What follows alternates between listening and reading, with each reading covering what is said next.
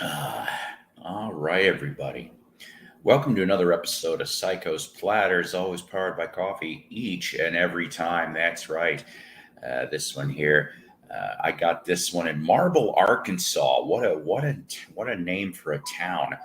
But they went off and I don't know this place out in the middle of nowhere, and they had all kinds of nicky nacky and like old time soda, old time candy, and they had a restaurant in this joint, kind of like a Cracker Barrel, except a little bit better.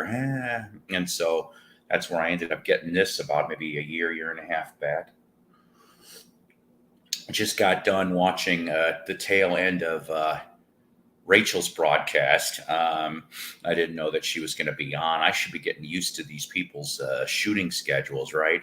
My goal here, at least I'd like to think so, is I'd like to try to do shows Sundays and Wednesdays. I think that's where we're going to end up having the least amount of resistance. Hey, Mick, how are you doing? Um, Hopefully doing really well. And I also hope the internet is running really well. I know mine can get kind of weird sometimes, but so I know that hopefully everybody is doing well.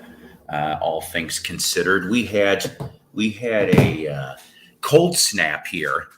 We did for a couple days anyway. Got down to the 20s at night. I'm like, yeesh. So, but it's supposed to start warming up a little bit starting tomorrow, I guess, and at least run through the weekend, and that's perfectly fine. I think so anyway. But I know it's been a little while since I've done a show here, and I don't know. I just kind of wanted to try to touch base with you guys. Sometimes life gets me really busy. Sometimes I just don't really want to do very much. I don't even like going to work, but who does, right? Unless you love your job, because work really takes it out of me mostly. So I try to do when I can, and that's about the best thing for that, right? So let's see here. Heard about this one earlier. Rest in peace, Robert Gordon. Now, Robert Gordon, um, I'll tell you this: very, very, very cool singer in the late '70s, early '80s. I've got I know that he did two albums with Link Ray, and I got both of those. That's some really good stuff on there. And then I don't know, he kind of veered off from Link, and I know he did some stuff with Chris Spedding, another excellent guitar player, but he passed away. And then another one that I want to bring up, who may or may not have passed away now. At first I thought I heard a legitimate rest in peace feed on this, but now I'm hearing he may not be dead, but he's gravely ill, and that would be Greg Philbin. Greg Philbin was the original bass player for REO Speedwagon, 1969 to 1977, if I remember correctly. Hey, Tyler, how you doing? And so the thing is that Greg was a great bass player. I like REO Speedwagon. Okay. The thing is, and I think it's kind of funny that when they got started in '67, all right, so there was Central Illinois, if I remember correctly, like around Champaign, Urbana, Rantoul, that type of area. Okay, so I mean, they went off and it took them, let's see, 4 years for them to get their first album on Epic, which of course the original singer was Terry Luttrell, who, you know what, I like that first album. Okay, 157 Riverside, of course, being the key piece on that album. But I mean, there's some really, really good stuff on that. Terry Luttrell, of course, would leave the band and would end up forming Starcastle, which Starcastle if you've ever listened to their work in the 70s, also on Epic. I don't know. Sometimes I call it Yes Light because they kind of have that feel to it. I still like it. It's just, but that's where he would veer off to, and then Kevin Cronin would come on in there, and from what I heard, Cronin had a big ass chip on his shoulder to begin with when he came in '72. And after one album, he was gone. A combination of different things as to why Kev left, pushed out, whatever you want to call it. And then you get to Michael Murphy. No, not Michael Martin Murphy. We got to stress this. But Michael Murphy, who was in a band called the One-Eyed Jacks. And before that, I think it was called the 13th Precinct. But basically Illinois stuff, okay?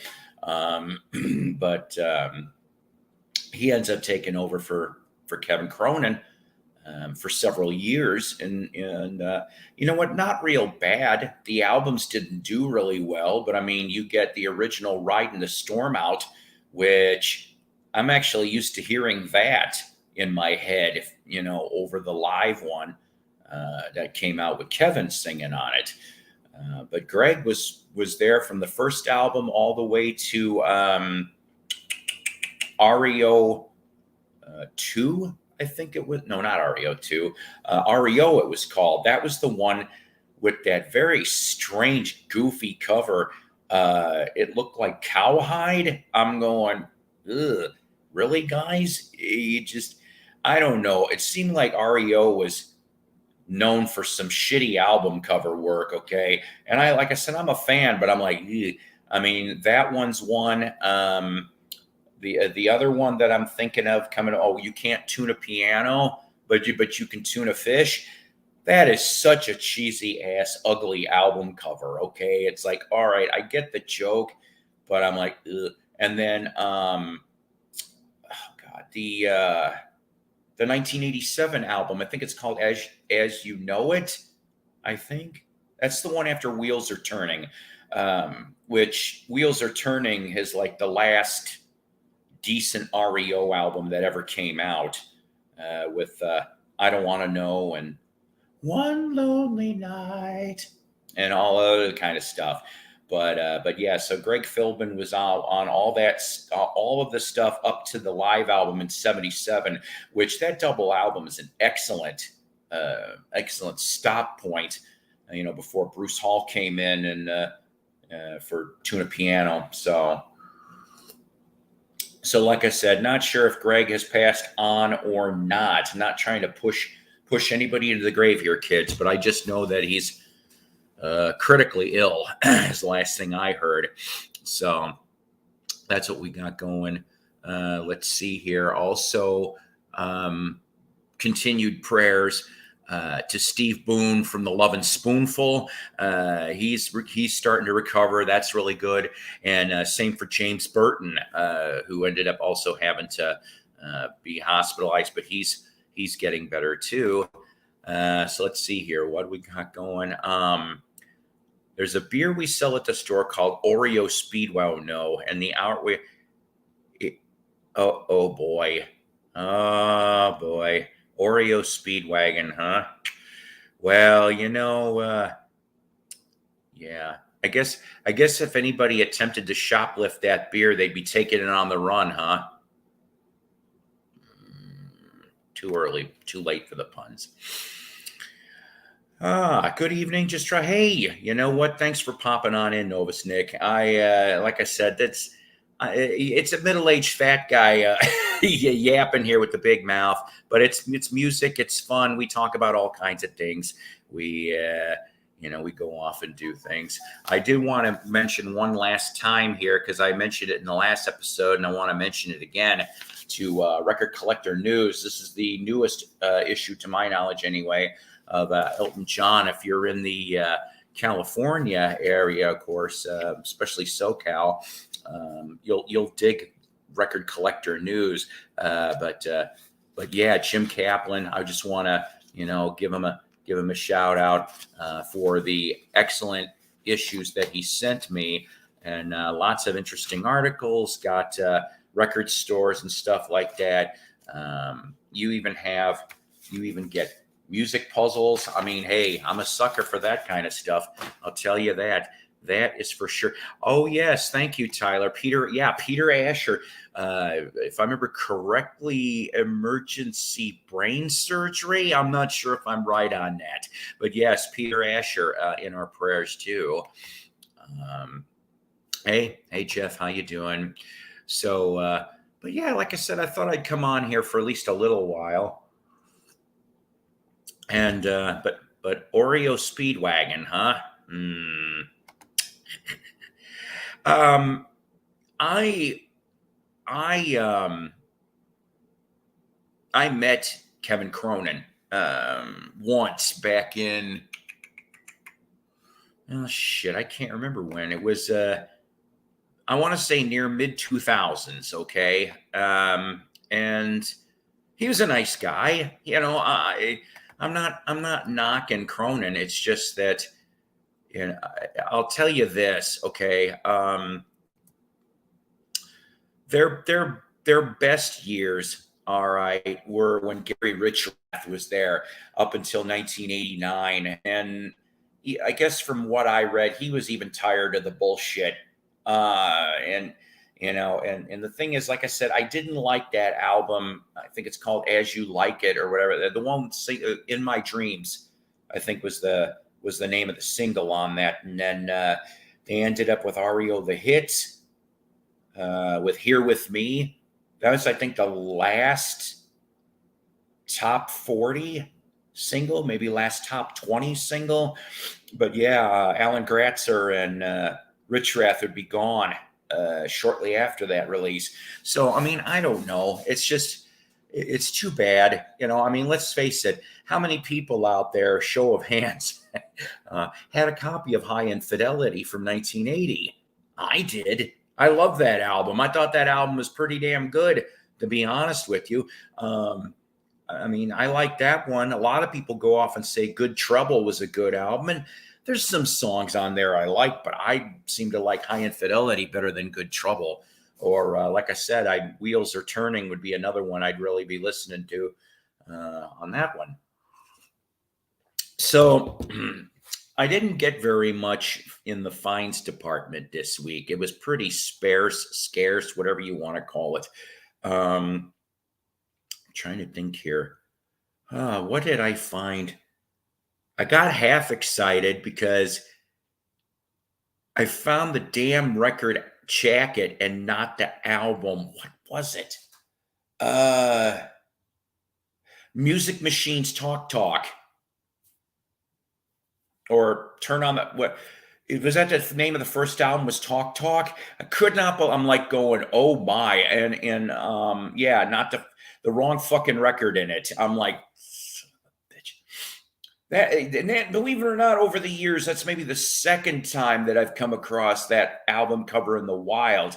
The last time was in Northern Illinois in this church. Well, no, it was a hospital resale shop. It was right next to the hospital.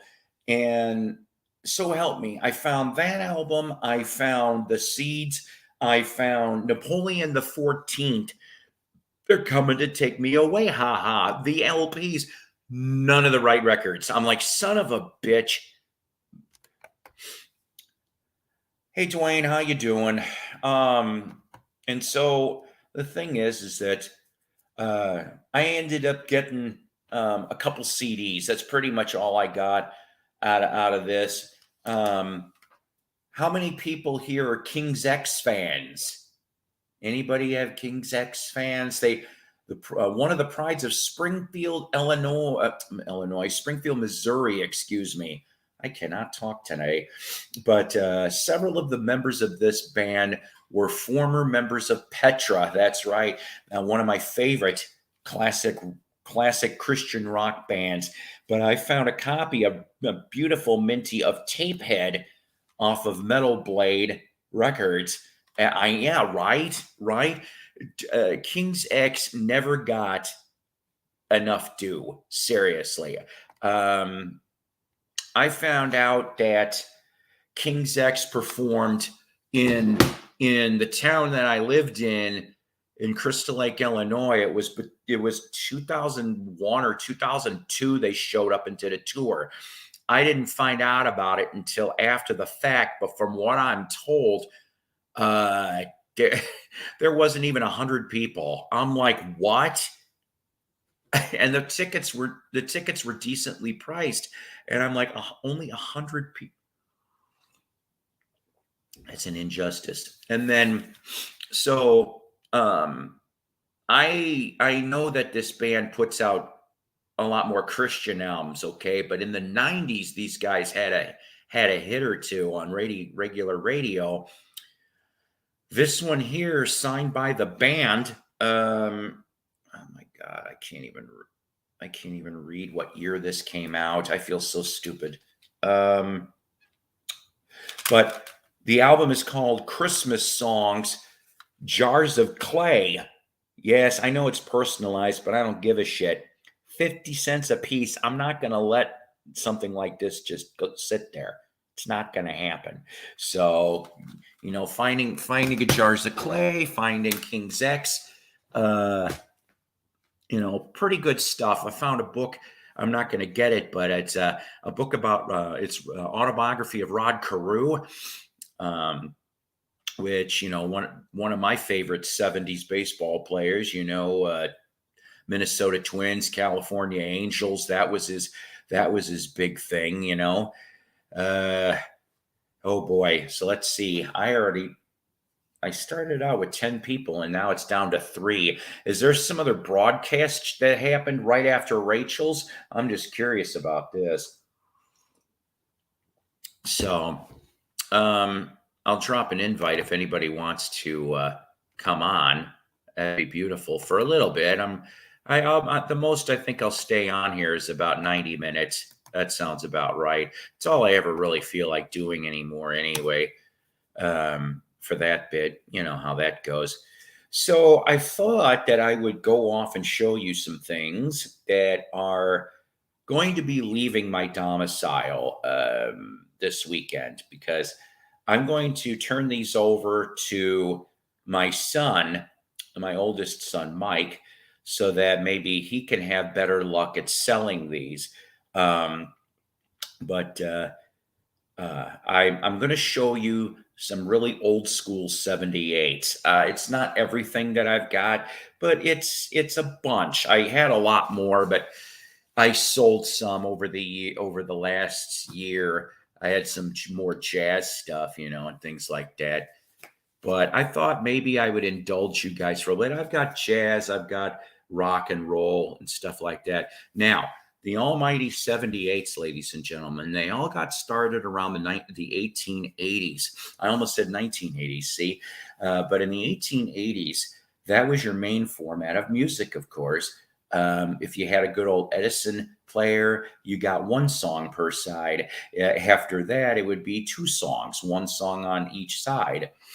But basically, 78s were the form of choice to listen to music pretty much from the 1880s all the way to about 1954, 55 roughly, is when it would start turning the tide to 45s, which of course were started in 49.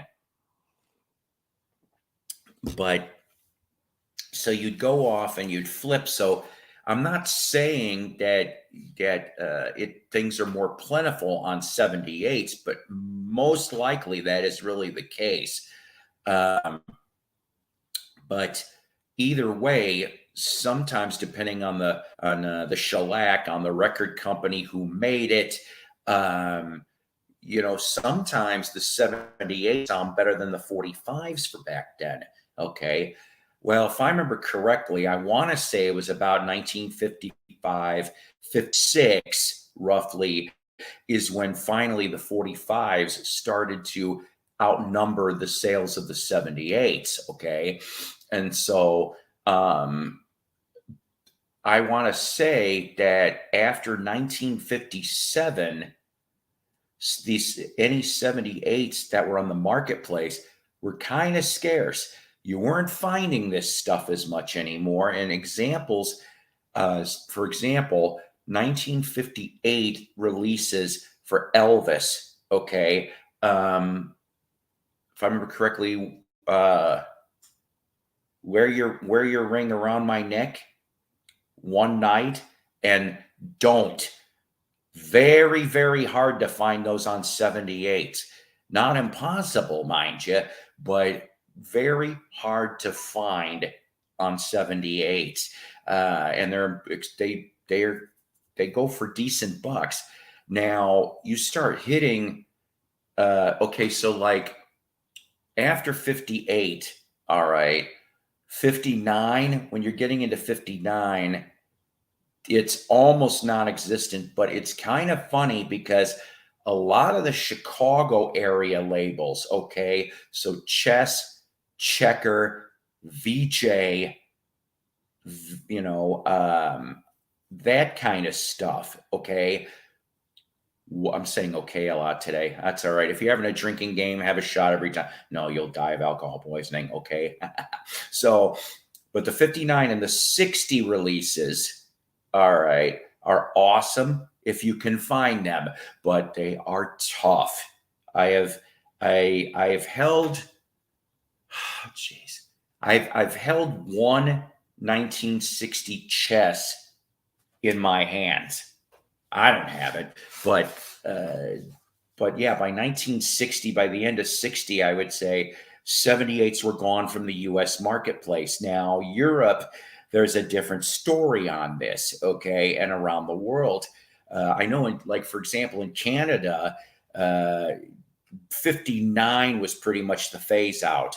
There was a couple, like if we're going to talk Elvis, for example, there was some made into the spring of 59 before they discontinued the 78s there.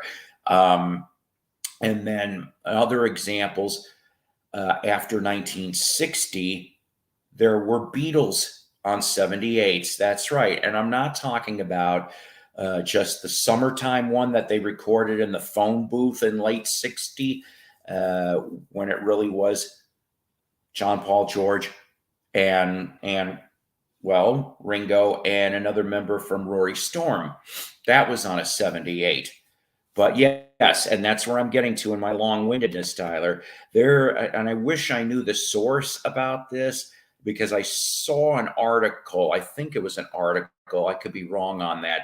Could have been something on the internet that yes, in India, Parlophone made Beatles 78s, and the strange part about it is I figured, and I looked into this article more because I was led to believe that it was only the 1964 stuff was put on 78. Well, I was wrong. They actually continued to make Beatles 78s, even though they were so hard to find. Early 1968, they actually made, I want to say it was Lady Madonna got put on a 78. And I'm just like, holy crap. I mean, just to imagine to find something like that, you know, up to that time frame.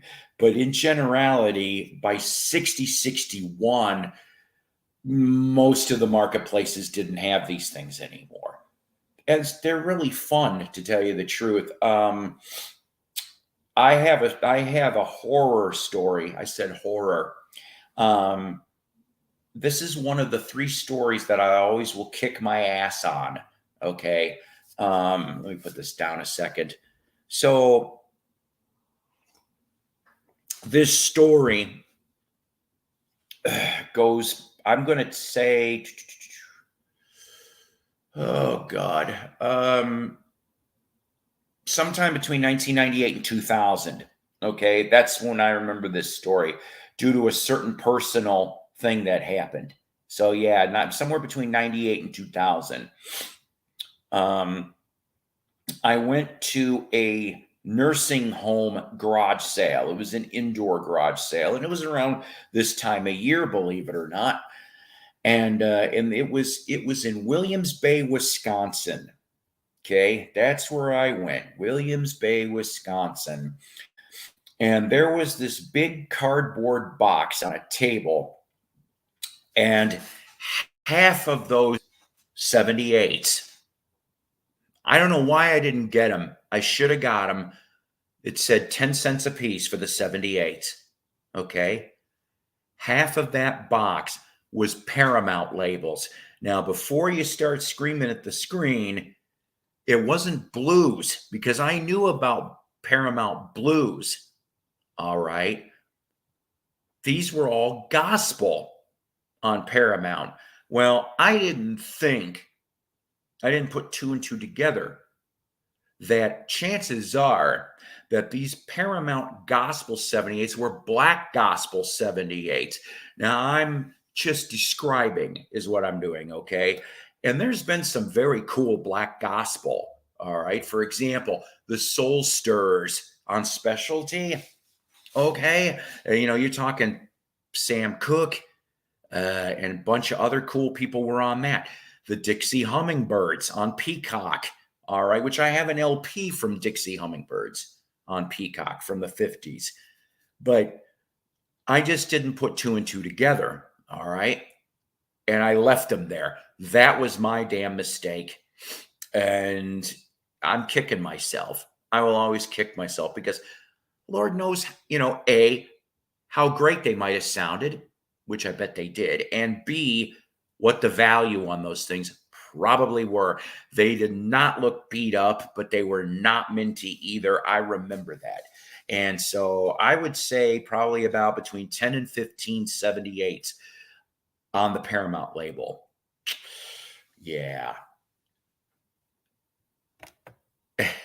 Sam Cooke was so money. Well, I don't know what that quite means exactly, but he that is one of my son's favorite singers is Sam Cooke, and I ended up finding a remastered CD. This was a few years ago of the Soul Stirrers recordings that Sam did while he was alive, um, until Sam got murdered. Yeah, I said murdered. He was murdered. I don't care what anybody says, especially when we find out a little bit. Go do a little internet digging and find out possibly what could have been the reason that Sam Cooke got murdered, because he was a unique individual. He was starting his own label, he was getting his own distribution. Okay. And, um, oh man, my head's hurting today a little. Um, allegedly, allegedly. Um, oh my God. Anybody in the comment center tell me who Sam Cooke's widow married? He was another musician. Oh God, Bobby something. Womack. Bobby Womack. So allegedly, Bobby, yeah, that's what I heard. Bobby Womack, could he have had something to do with it? Hey, how are you? Could he have could he have had something to do with it? Um, Another little interesting thing about Womack, because I mean, like I said, Womack ended up marrying Sam's widow, and also Bobby Womack was the supposedly last possible person to see Janis Joplin alive.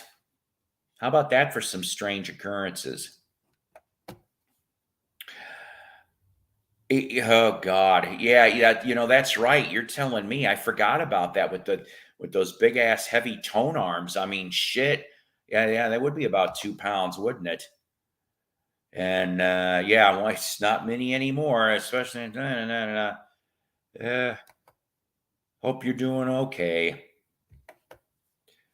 But yeah, no kidding. So that was pretty much like my 78 story. On that, I will tell you a very awesome 78 story. Uh,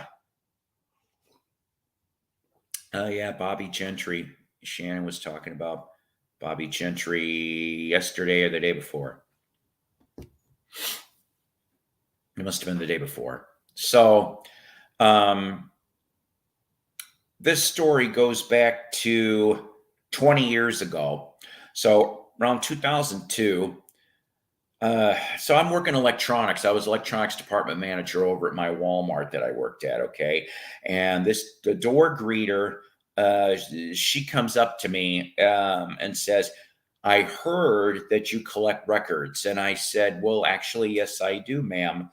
And she says, "I have got a bunch that my it's my dead husband's collection.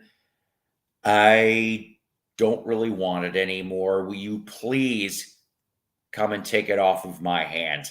And I said, "Look, I don't have a lot of money right now. I could give you a little bit." She goes, "I don't want any money. I just want them gone." And of course, to a record collector, that's a pretty awesome thing, right? So I remember the next day I went over there, and the place that I lived in at the time, which I call the Humble House, I did not have a lot of room. I really didn't. I had a small kitchen, small bedroom, small bathroom, and yet here I am going to get boxes and it was boxes and boxes of 78s, because the minute I tried to pick up the first box, I mean they were all nicely lined up against the wall, already all boxed. I thought I was going to break my back. I'm like, holy crap! And I'm like, wait a minute, these are all 78s. Well, I had a Jeep Cherokee, okay? So it took about two carloads, two trunk loads full. I even flipped the back seat back, and I imagine having to lift those things and take them up the small stairs, stuff like that. It took me 2 weeks to go through all of it, and I'll tell you, they started around the mid 1920s and cut off at about 1956, and I just remember I found not every one of them, but almost all of Hank Sr.'s 78s. I found a couple Luke the Drifters, which was Hank's gospel alias. I found some really cool Bill Haley's, Decca and Essex releases. Um, and then right in the middle of the pile, I said pile, was this beautiful label staring out at me that said Sun Records, Elvis Presley. I'm like, I was looking for 25 years, and I got my first son. I was like, and it was in decent shape. It was not totally beat up. And both sides were decent. The labels were beautiful. I'm going, my, oh my. I ended up finding 6 or 7 more Elvis 78s on the RCA label. And I had those things for a few months. I wish I could have taken a picture.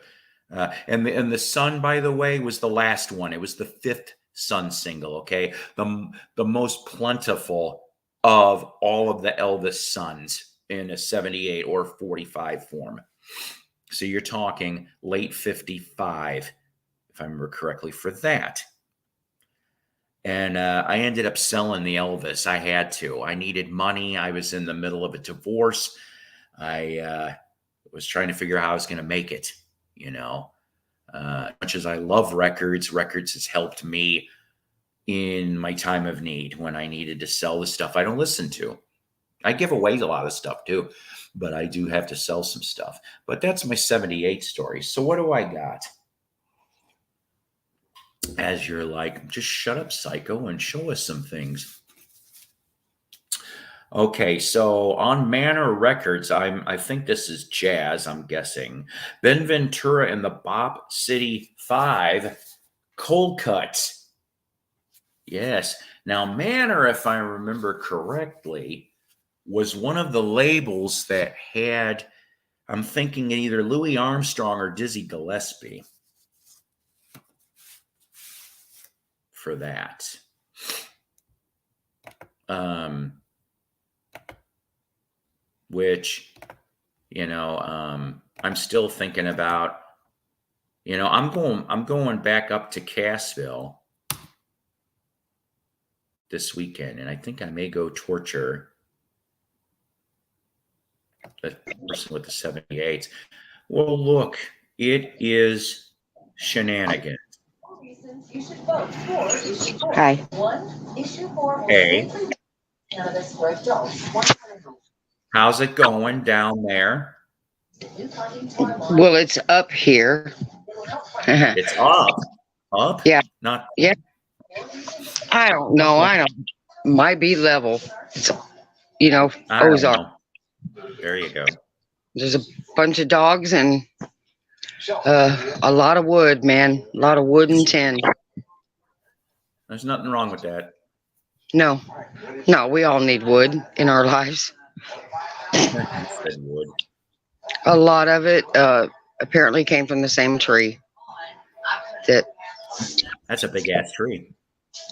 It really is. It's a beautiful place. So anyway, I was looking through their record collection earlier, and I found a Oh, they couple got of one too, huh? sweet finds. But there's like 11 dogs in there in the living room right now, and I am not fighting them for vinyl. I wouldn't either. No. But so far it's all good. It's Groovy Lisa says she's an oak tree lover. I think this is all walnut. And one tree, like the one in my living room. Yes. There's a lot of walnut and wood. Pearls and lace. Well, So there you I just go. peek in and say hi. Let you continue on there. Well, thank you. Like I said, stay safe. Oh yeah, totally. All right. Bail money. Oh boy, I want to know.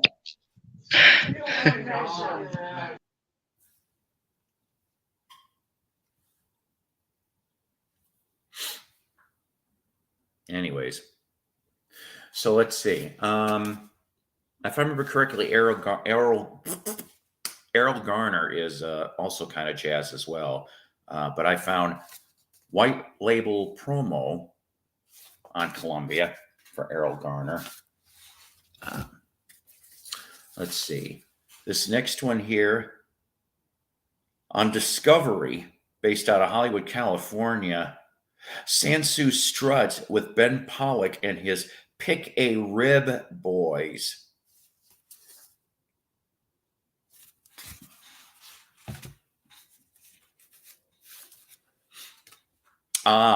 One of the beautiful ladies in music, Sarah Vaughan, with Percy Faith and his orchestra and chorus, White Label Promo, My Tormented Heart. I appreciate you guys being here today. Seriously. This next one, DJ Special. Okay, that's what I figured. I think it was on. Yeah, it's on King. Okay. So Earl Bostic and his orchestra. You know what I always liked about the King labels, especially the promo stuff, is that they would actually explain the things. And it says, Earl Eugene Bostic was born in Tulsa, Oklahoma, where a close musician friend of his showed him a few notes on the clarinet. And from there, and Earl was sold on the idea of a musical career.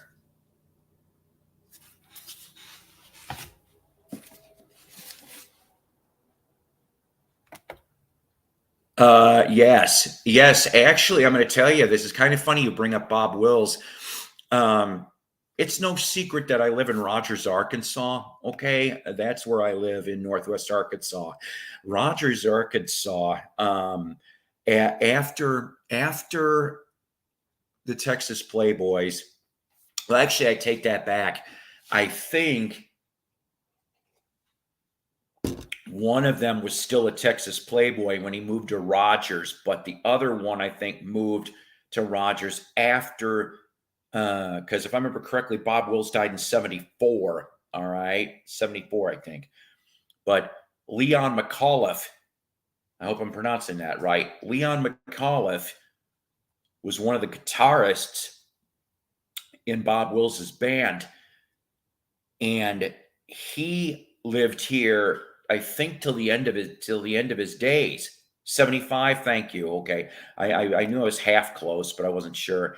So, but Leon McAuliffe, um, he lived here in Rogers, and he started Camo Radio, which Camo Radio originally was on the top floor of the Rogers Bank on First Street.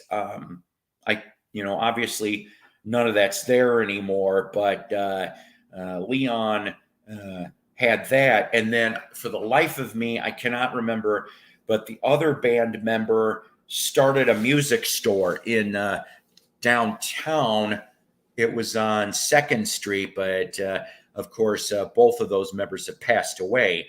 I have come across Bob Wills. I have found him a lot. Columbia, a little bit on Columbia, and a little bit on other things. Look who, yes, it's Doc. Hello, Doc. Yes. Anybody that watched, I feel bad. My stupid internet goes a little fucking wonky sometimes. And I was on Doc's broadcast the other day, but, I never know what the hell's going to happen. I really, really don't. This one here, Illinois Jacquet and his orchestra, a Jacquet for Jack the Bellboy on RCA.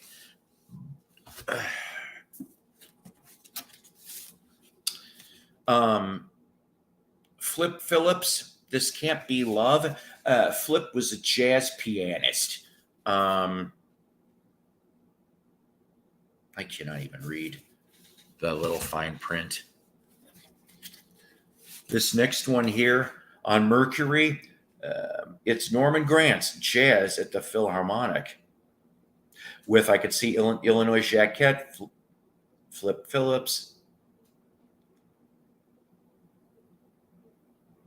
Yeah, whole bunches of fun. And I found all these 78s. Well, the ones here in the green sleeves, 10 cents or 25 cents a piece. On Roost, Kai Winding and his sextet. I see Jerry Mulligan's on here. You're talking, of course, jazz, and more jazz.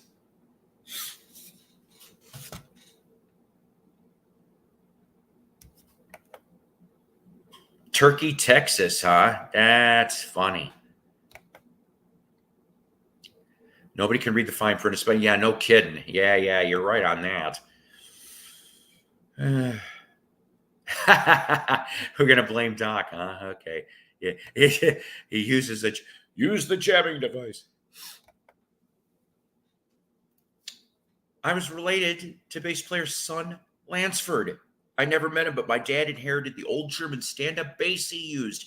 A few months before my dad passed, he donated that bass to the Bob Willis Museum in Turkey, Texas. That's awesome.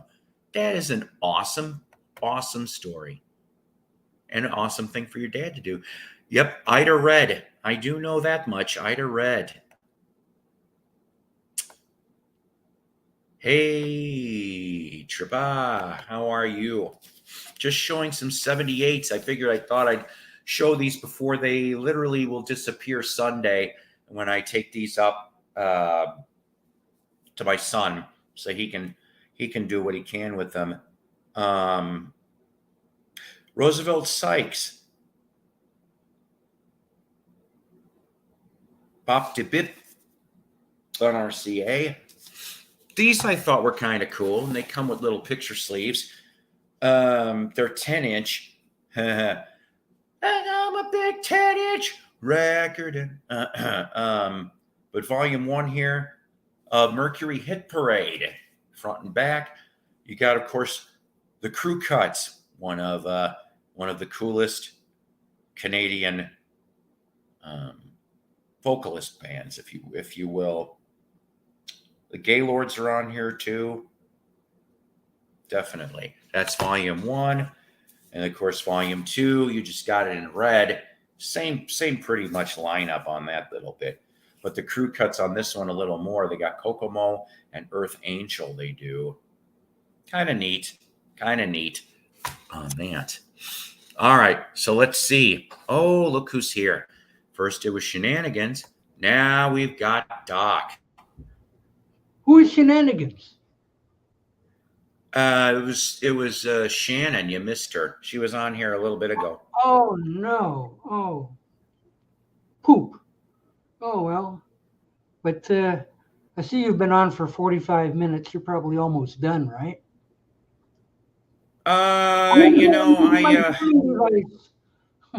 Well, no, I've still got a little bit more to do here. I did. Sorry, hang on.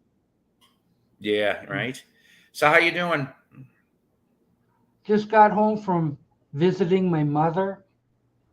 She's hearing voices. Nice. Uh-oh. Yeah. There's somebody in the basement. No, there's not. There's dogs barking. No, there's not. The telephone. No, it isn't.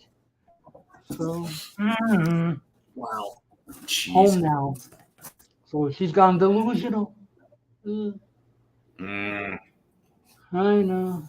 Let me move this little over, and then I'm going to show the rock stuff I've got. Have you got rock stuff? But nice. I mean, I got some old school 50s stuff. Let's see. So really. Ooh. Like Perry Como. Okay. No.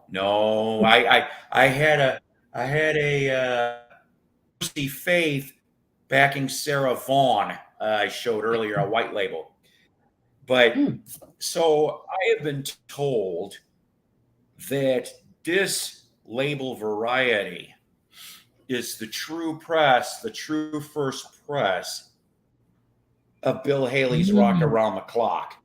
Whoa. At least in America. Worth 30 cents. What about? I'm up to 90 cents now. Cool. And then let's see. I'm going to make myself big here for a little bit. I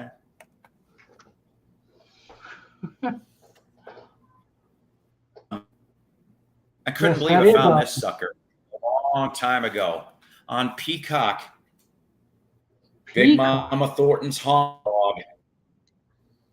Up them apples. I'm telling you, nothing like the original. Hound Dog by Mama Thornton. Yep, Big Mama Thornton. Let's see. This one here, the last that he had before actually blowing his brains out. Pledge of My Love by Johnny Ace. Those are pretty labels. 1955. Very much so. Yes. Yes, my jamming device is working perfectly. I don't know what happened. Yeah, I was going to say, Shenanigans, I don't know what happened. There was some goofy shit going on with the, I don't know. I'm so, sorry. But yeah, so found that that was like that was my last 78 that I found. I found it for $0.25. That was maybe about, I don't know, probably pre-COVID is my guess. And how does it play? Have you tried playing it? It's been a while since I played them, but last time I checked, everything was okay. Oh, nice. Larry Darnell, white label on OK. Work, baby, work. Work, baby, work. Yeah, Wolfman Jack been playing those. Yeah. My only blues vocalion I've ever found. Not in the best of shape, but it works. And it's Blind Boy Fuller for any blues people out there. Looking for my woman number 2. Now, this could be construed to many things. Could this be his woman number 2? Could it be looking for my woman doing number 2? It be, I don't know. Maybe the woman's name is number 2. Number 2. I have no clue. All right, actually, I take that back. I thought this was my only vocalion blues. Oh God, from Lil Johnson. Get him from the Peanut Man and Sam the Hot Dog Man. Where do you find this these is things? 30. You know what? This is a cumulative stuff. It's cumulative. I can't even fucking talk today. These were over many years. Little label tear on this one, but Larry Williams, Boney Maroney. Okay. On specialty. This one here, I'm told it's a Canadian 78. But well, let me see. Fats Domino's, I'm walking on a red Imperial because it still was a red design a little later than it was in America. Oh, here's one of my Hanks.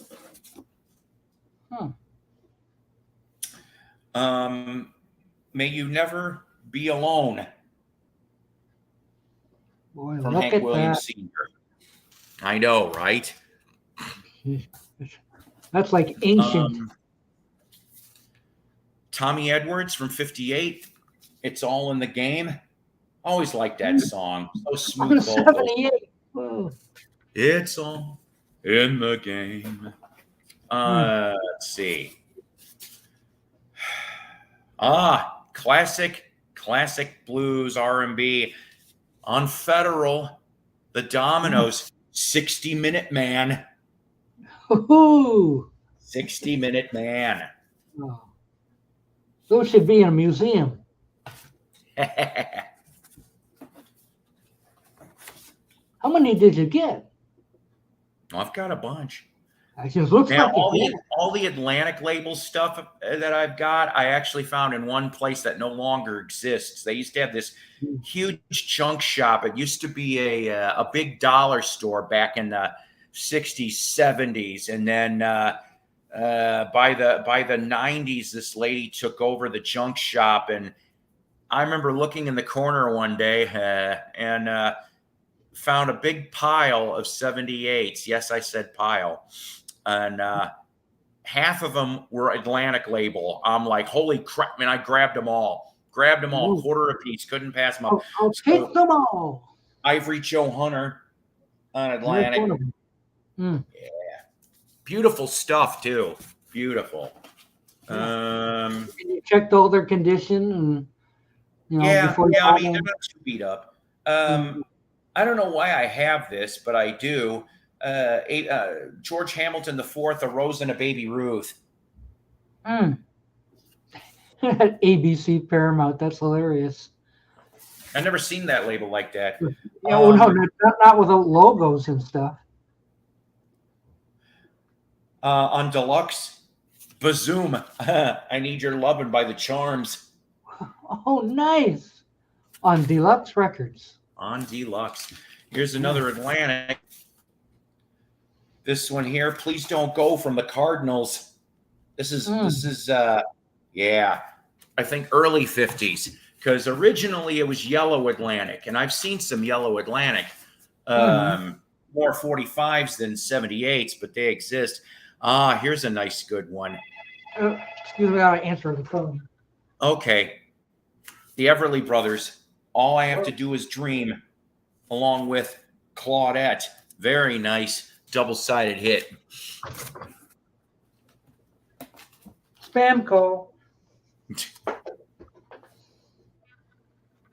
You know, the ones that you pick up and it's a recorded gotcha. thing and they want you to sign up for something. You get out of here. Oh, nice. Oh, does she want to Yeah, I just showed it.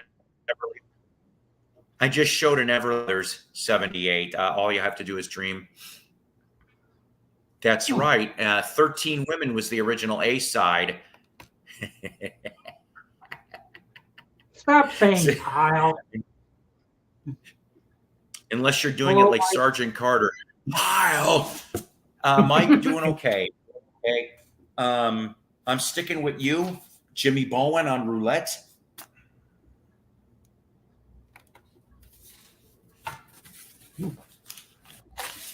Here we go. The possible second pressing of Rock and Round the Clock, Bill Haley. Oh. With 13 Women, the one we were discussing before. There you go. See, there it is. On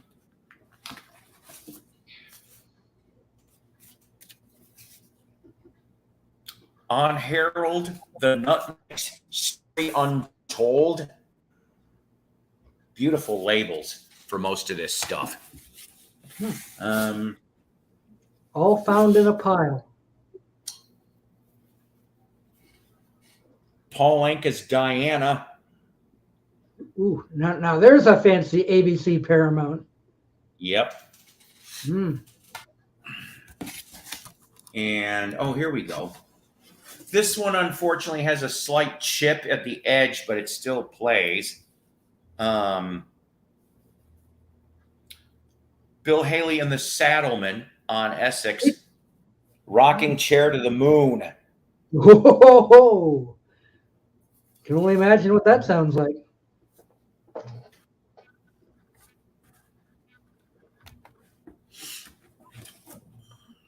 Ooh, don't sign with roulette. No kidding on that. There's going to be a documentary coming out about Morris Levy. Uh-oh. Oh, boy. Here's another one. Rock the Joint from Bill and his Saddlemen. Where did the Comets go? See, now the Comets I don't think, got kicked in until 53. But some of the Saddlemen were also Comets. This one, I remember finding in a junk shop. This was another story. So there used to be a sorry, Shannon. I don't, the feed is not doing very well. I just don't know what's going on. So the thing is that, yeah, there you go, Tim. Rock the Joint is a kick-ass one. There used to be what the hell do we, American Lung Association thrift store. Of all the things, right? I didn't even know they had thrift stores. Yeah, I know. What in the Yakima Canute? That's a private joke between me, Shannon, and my buddy David. Well, like I said, the feed isn't going really well for you. I don't know why, because when I had you on before, it wasn't working. So no offense. So I ended up, they were shutting the store down. Okay. And I actually knew who was running it at that time. And they were like, we're closing it by the end of the week. And I didn't know that. And they were like, we need all these 78s gone. And I'm just like, and they had hundreds. And I'm going, oh God. And I'm like, I didn't have much money on me. And I think I gave them, it was like $2 or $3. That's all I had. And you got a pile out of it. And this was in the 90s. And I remember my second wife at the time was rolling her eyes. She's like, ah, shit. And I said, look, I'm not keeping all of these. Then I told her the whole story. But this was one of them. There's memories behind it. There's a sticker on the other side that says, do not play, no good. But this is on Apollo Records, Louis Russell and his orchestra, Sad Lover Blues. Mm, Apollo. that's got to be rare. Yeah, I was going to say that's the only Apollo I have ever come across. Never heard of Apollo Records before. Oh, that's a nice R&B if you can find. Never And seen then one. this one here, 4 tunes on Jubilee. I gambled with love. Whoa.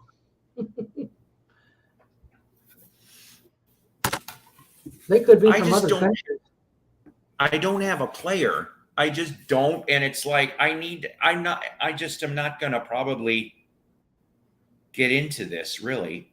They're This going to next risk one their here, I grabbed it because it's an old school Decca, but it says vocal blues duet with piano accompaniment by Whistling Bob Howe and Frankie Griggs, the coldest stuff in town.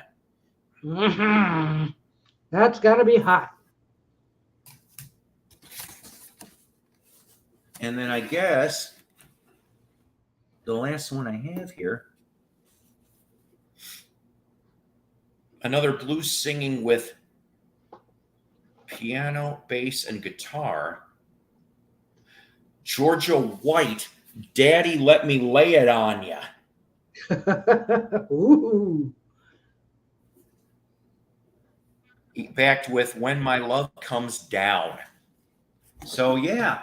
And I do have a little bit more in the 78s, but I wasn't in the mood to drag them all out.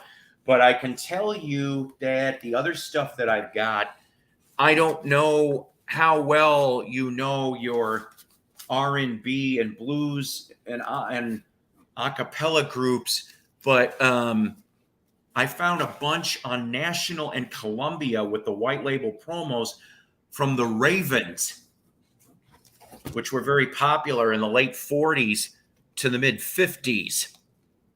If I remember correctly, one of the Ravens ended up going, it was either to a latter version of the Ink Spots or Mills Brothers or Platters. It was one of those, which of course, you know, they've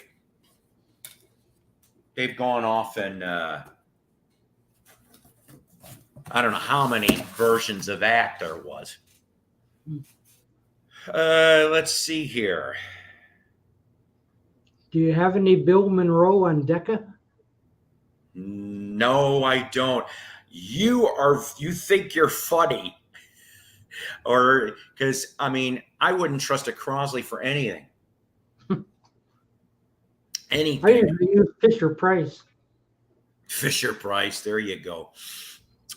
Yeah, I don't have any Bill Monroe on Decca, but I did see Bill Monroe. It was the only bluegrass concert I ever went to. That would be 1986. He came to the Woodstock Opera House in Woodstock, Illinois, with whatever version of his band he had at the time. I'm glad I got to see it. It was an awesome show. Awesome. But oh man. So yeah, that's my 78. So like I said, by Sunday they're gonna go bye-bye. And I trust my son. He's really good at what he does for internet stuff, but it's like I just need the money. I mean, they're beautiful to look at, and I don't currently have a 78 player, and I don't know what ones I could trust to play 78s anyway. I know you're not supposed to use, of course, like Tim discussed, the 2-pound tone arm. Those will scratch them to dust. Hang on a second. Tim says I actually have Crosley to play my 78s on. You are not going to hurt a 60-year-old 78 with a 6-gram tone arm. You know what, sir? Point taken. I did not know that. Why not? This is the first time I've heard of this. So are you saying that I may have to get a crappy Crosley to listen to my 70s? Yes. Get anything. Get an old Sound Design or something, you know, whatever. Sound Design, that's funny. I remember that. Yeah. Yeah, well, he is a legend. Bill Monroe is a legend. or as they would say for the Ruddles, a legend. They were what was it, a legend to last a lunchtime. Now are the Ruddles on 78? Maybe. Who knows? It's a good. Oh my God. Maybe number one. Maybe Goose Step Mama is on a if you 78 find one, buy it. Don't over let it in, go.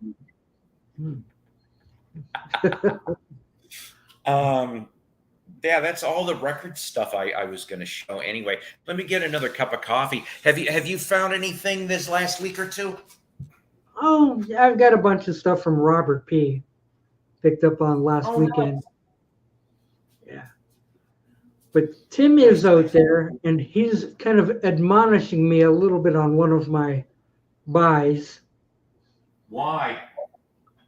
Well, there's this big 2-disc, if you want to call it greatest hits, of Paul Revere and the Raiders. And, I love Paul Revere and the Raiders.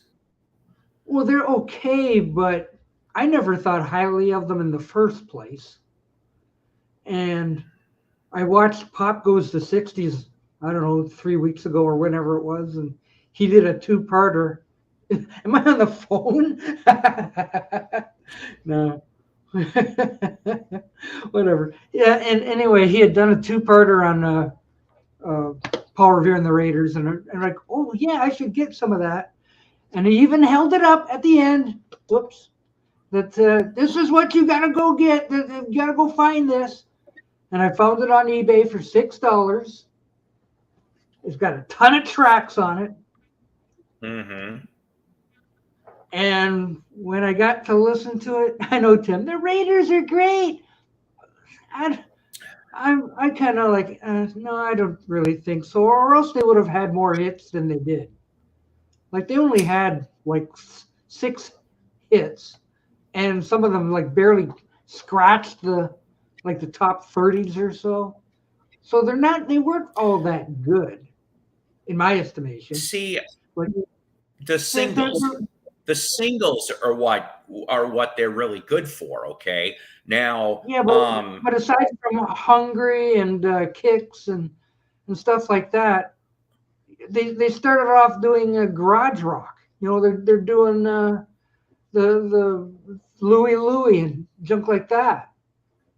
Like what they had going for them was that they dressed in colonial uniforms and they goofed around on stage, so they were a novelty act. Right. Which they possibly swiped from what band? Oh, Kiss. This may not be an original idea for them. Yeah. There's been things. He spent $8 on REO Speedwagon. Yeah, I know. But this is the one that kind of like, holy cow.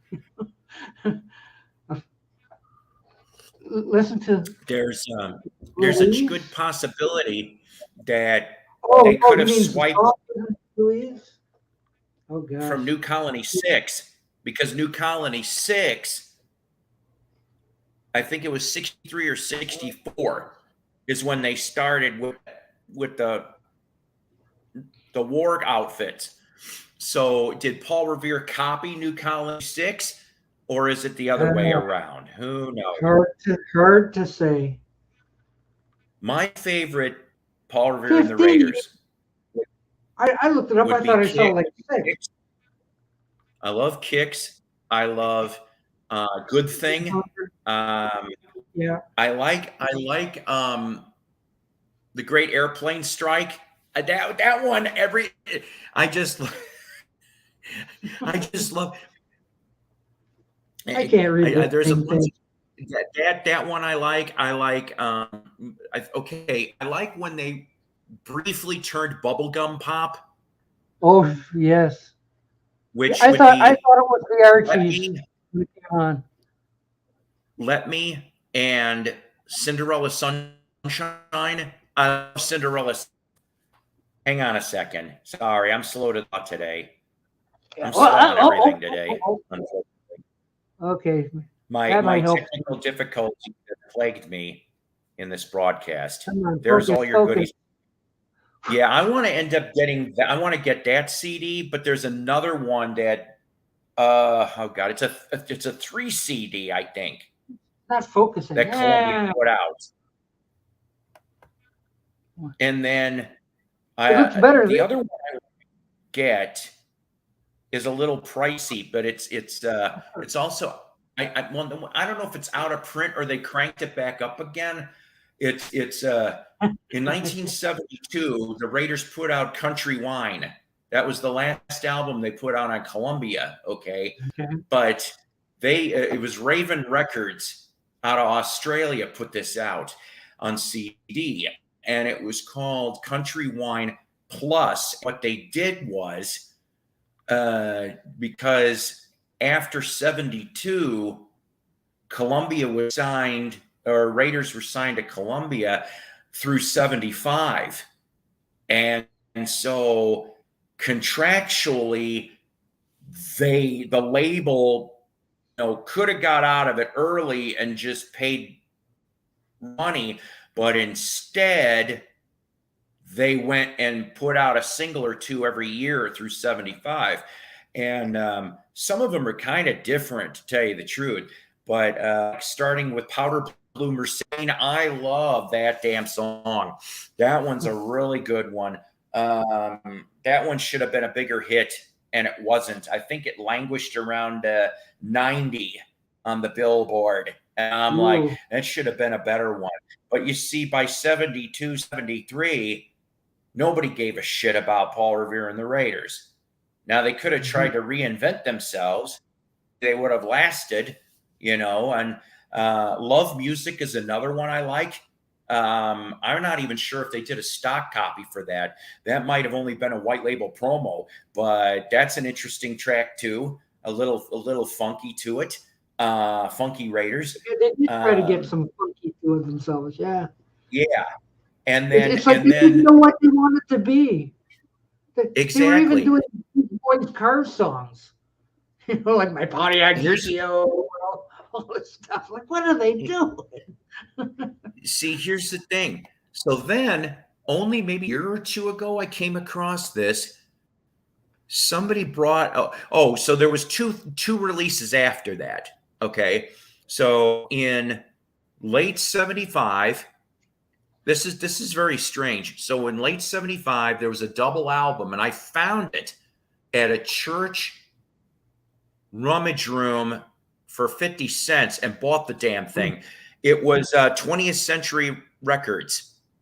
Okay, so the same label that had DeFranco Family, had Douglas. I don't know. There's other people. So the light blue label. Right. So they did the label did a double album about the bicentennial. Like, I don't know if there was a themed story to it or whatever. There's a gatefold. You read the story. Paul Revere and the Raiders do one track. Now, it's late 75. Mark Lindsay ain't with them anymore. He left in January 75. Keith Allison left in April of 75. So who's singing on it? The drummer, Omar Martinez. Oh. And it's about the legend of Paul Revere. Oh, that's then one on the side too there. Yeah. Well, no, I could be wrong on this. I'm telling you that it wasn't Columbia. It was 20th Century, so it wouldn't be on that comp. Along with the death knell for the band, per se, in early 76, and I only found out about this, like I said, in the last 12 to 18 months, there was a 45. I've never seen it. I mean, I've seen a label, never seen the 45. Only one of the two sides is on YouTube, so you can listen to one of it. They were on do you remember TK Records? No. From the 70s? That was the record label that had Casey and the Sunshine Band. And other, oh God, what's his name? McRae. Rock my baby. He's on that label too. George McRae. Thank you. So they had an offshoot called Drive records. And that was the Les Paul Revere and the Raiders 45. And I don't even know who the hell sung on it, because I'm like, you couldn't, it was such a weird sound. It wasn't even close to the Raiders sound. That's when they went, and that was the end of that for a little bit, because even Paul Revere retired for about 2 years after the bicentennial. Yeah, Arizona, do do do do do do do. I think that was a sizable hit. And also, if I remember correctly, TK was that is where Weird Al had his first record released, was TK. Well, it must have been a dance record. Oh. Seriously, only 145. That was it for Weird Al on TK. And then he moved on to bigger and greater things. But I mean, my buddy Ronnie Dark, okay, who's got Wax Museum with Ronnie Dark, Sunday nights, 6 to 9 Central Standard Time on WVOA radio in Syracuse, New York. I highly recommend, listening, because you never know what you're going to hear. I don't even have a radio anymore. 90. Well, no. You listen to it online, my good man. Online. You go to Facebook and go to Facebook and go sub to his page. He's got Wax Museum with Ronnie Dark, and he is probably like how much of a Super Monkeys fan I am. He is the super Paul Revere Raiders fan. He met some of the band over the years. He met Paul Revere. I think he met Mark Lindsay. And I know he had phone interviews with Drake Levin and Jim Valley. So, I mean, okay. Well, thanks, Tim. Like I said, I wasn't sure. I just remember seeing a TK. No, Weird Al's first single was on Capitol. I have a white label promo. His second was on TK. Tim, what was the Capitol single? Could you tell me? Was it another one, Rides the Bus, My Bologna? None of that. I don't know. But yeah. So I mean, he's the super duper Raiders fan. I'm and there's nothing wrong with that. And if seek out the Psych albums of Brotherhood, because that's where 3 of the Raiders split off, and they created their own Psych sound. Jump Out the Window is probably my favorite song from Brotherhood. Yeah, but that's nice that you got that double CD. I mean, that's a nice score. I'm not really, like, oh, geez, did I ever make a mistake? But I just find it so different from what I expected, I guess. Well, so that happens. Just like, now they sound like the Archies. Now they sound like the Beach Boys. Now, what are they doing? Don't they know what they're doing?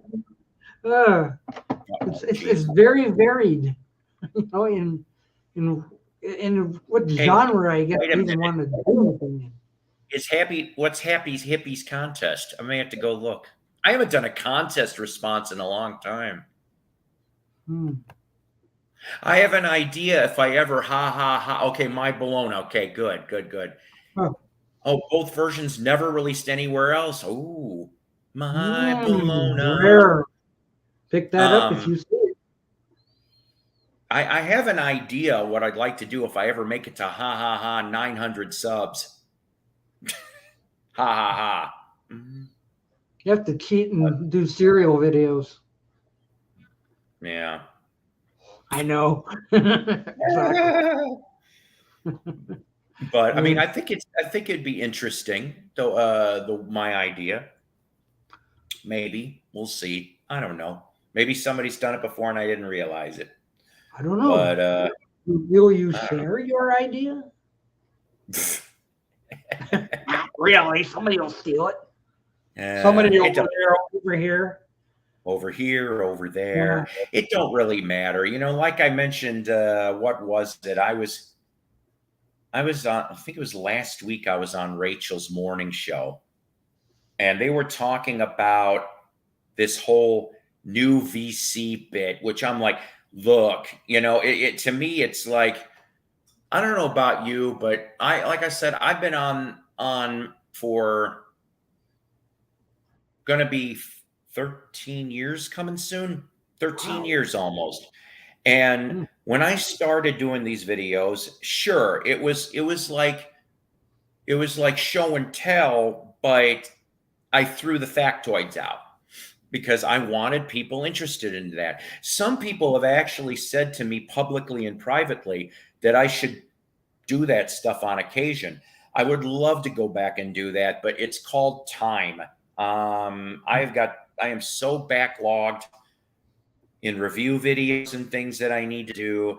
And I love doing these, you know, it's just, but, and I'm not going to lie. I mean, the summer was okay for vinyl finds, but it wasn't great. There still is one chance. I still have possibly one more find coming between now and Thanksgiving. And I think I might, I don't know if I touched on this with you, Doc, but I have a friend of mine who, when this radio station closed in the early 1970s, it was a rock station. He got a whole bunch of albums out of there before they shuttered. They just said, take what you want. And I'm going, when I heard this story, I'm going, oh boy. So he's supposed to try to assemble some stuff. So who knows? I might get a decent find at the end of the year here, which would be really nice. But oh boy, Tim, just like Doc and his Bargoons, Tim and his 29-cent albums. I don't know anybody that does 29-cent albums. 29 cents. He's got the store. He's got the store. See, I the want thing to go is, there. yeah. We all want to go there, Tim. I want to go there. My place that I used to go for 25-cent albums, 10-cent 45s, they decided to jack the prices up to $1 an album now. I think it's $1 an album and 50 cents 5. But they dropped the CDs because they used to be $2 a piece. They dropped them down to 50 cents, which I'm like, that's cool. And then the DVDs are $1 now. So sometimes I find some interesting stuff, and that even includes the Blu-ray, I guess, which I could probably flip those if I wanted to, and maybe make at least a couple more bucks of profit per disc. I don't know. There you go. Yeah. As long as you're not flipping through the CDs and, oh, look, there's Frank Sinatra's and Tammy Wynette and Garth Brooks and Celine Dion, same stuff. I don't know who's buying all these things to give them away. Jeez, Maud's channel has become the Jerry Lewis telethon. God will get you for that one, Walter. He will. I'm showing 3 for $1 in my next pickup video. Whoa, that's close to 29 cents. Doll hair. 3 for a doll hair. I'm telling you. Yeah, it is. I'm not really bitching exactly. It's just, I'll tell you who I bitch about is Goodwill. Now, I don't know about the Goodwills over in your area, Tim, or anybody else, but they used to be dollar albums. Okay, so they jacked the sons of a bitches up to like anywhere from $249 to $329 an album. Whoa. Which that's still cheaper than a record store, I guess. But I asked them because I got mad one time because they didn't bother. There was no signs that said, hey, we changed our prices effective, blah, blah, nothing. And then the vinyl wasn't the only thing. They changed prices on everything in the store because the Goodwill I used to go to was decent for albums and CDs and signed books. Okay. And I'm not kidding you. They doubled the prices overnight, sometimes even tripled. And I went off and I asked the lady because she goes, well, that'll be $6. I'm like, no, it won't. I said, it's 2. What's the deal? And they went off and she's like, well, demand. Oh, we're going to play this shit. Mm-hmm. I said that to her too, which I probably shouldn't have, but I was in a bad mood to begin with. So that one was on me. But it wasn't anything that I needed. There was some archival jazz, which I was going to flip. And I think Eric Clapton on Atco in really nice shape. No, I've got 2 Goodwill stores in my city, and they've jacked their CD prices up to $2.29 from $2. Same here, $2.29. Yeah. Crock of shit. Yeah. What? Tim doesn't even have a Goodwill 100 miles from him. Holy cow. Oh, poor Tim. Oh. Well, so let's see. Within, let's say, a 10-minute radius, I've got 2 Goodwills, a Salvation Army. So 2 Goodwills, Salvation Army, Helping Hands, which is a big thrift store. Then there's Samaritan Shop. Then there's a smaller sort of resale shop called the Rabbit Hole. And then there's God. I'm surprised in our area we didn't get a Vincent. We have a St. Vincent de Paul church, by the way, but we don't have a thrift store, which surprised me. And It's not affiliated. we don't have what do they call it? It's a veteran agency. They'll do. Oh, and we have a battered women's shelter thrift store, which I still remember the best thing I ever found out of that battered women thrift store was when they were moving. They had this big ass bookcase full of LPs. I sat there for about an hour and a half, and my buddy Doug claimed he went through all this. He claimed he went through all of it because he has more time on his hands. He could beat me to most things, and he claimed he couldn't find anything. Well, I found something. Beauty's in the eye of the beholder. A near mint.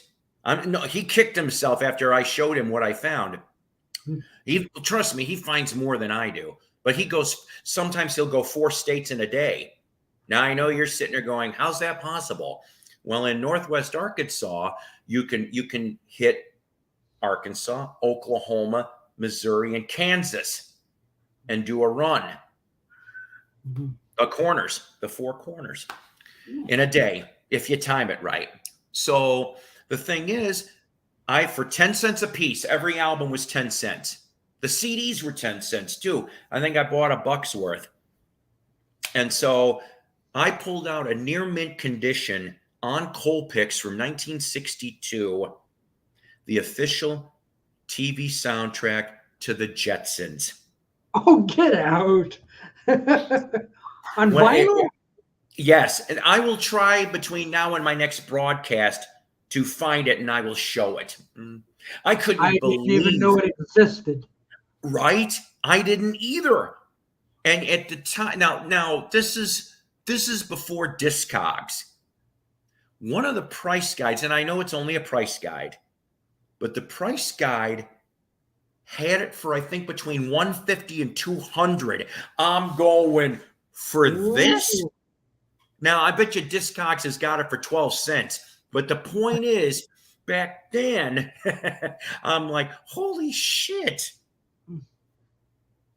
But think of all the Hanna-Barbera goodness that's on that thing. Exactly. I brought up in my last broadcast about HBR Records, Hanna-Barbera Records. I have only found, and I have in my collection, one kid record from Hanna-Barbera from the mid-60s. And it's, damn it, I forgot the name of this again. It's a cat and mouse. No, it's not Tom and Jerry. It's a cat and mouse, and they were spies, white overcoats, and it was a Hanna-Barbera thing. And well, I'm thinking of Secret Squirrel. no, No, I would have thought that too. Secret Squirrel, Morocco. Yeah, well, I want to think of like the white overcoats and spies and I don't know. Yeah, super sleuth. Almost. I was. Oh, Snooper and Blabber. That's it. That's it. You get the no price for the day. Snooper and Blabber. It was Snooper and Blabber with Huckleberry Hound for some reason was in on this record. Wow. So yeah. I had to punch that out through the back. Like I know what's in there somewhere. Snooper and Blabber. Yes. Okay. Thank you. Now we can sleep tonight. Yay. Oh yeah, there you go. But I think some of those older ones like Yogi Bear and that they were on Peter Pan records. I think. Yeah.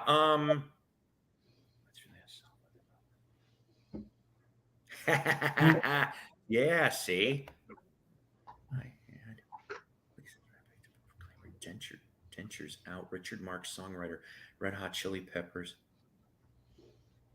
I have actually heard good things about the new Chili Peppers. I have not had a chance to listen to it. You know what? You just reminded me of something. Hang on a second.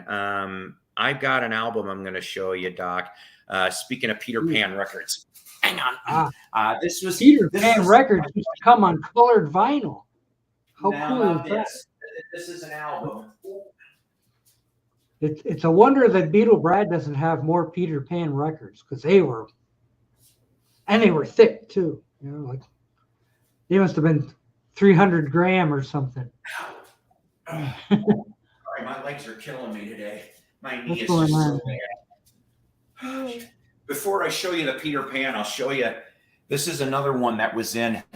Okay, so remember the guy I told you who he's assembling for the radio station, the 70s stuff. So these came from his mom and dad's house. This is something completely different when he had to clean out the house. Okay, so I showed these in the last episode, but since you weren't around, I think you might get it. This is I'm not going to show all of them, just the two here. But I found this. What? On Promenade. Don't put anything on record. They will. Hey there, it's Phil Silvers and Spilko. Well, he doesn't sing, does he? Or no, is it just it's all instrumental, thank God. But it does say in the corner, and it's kind of cool.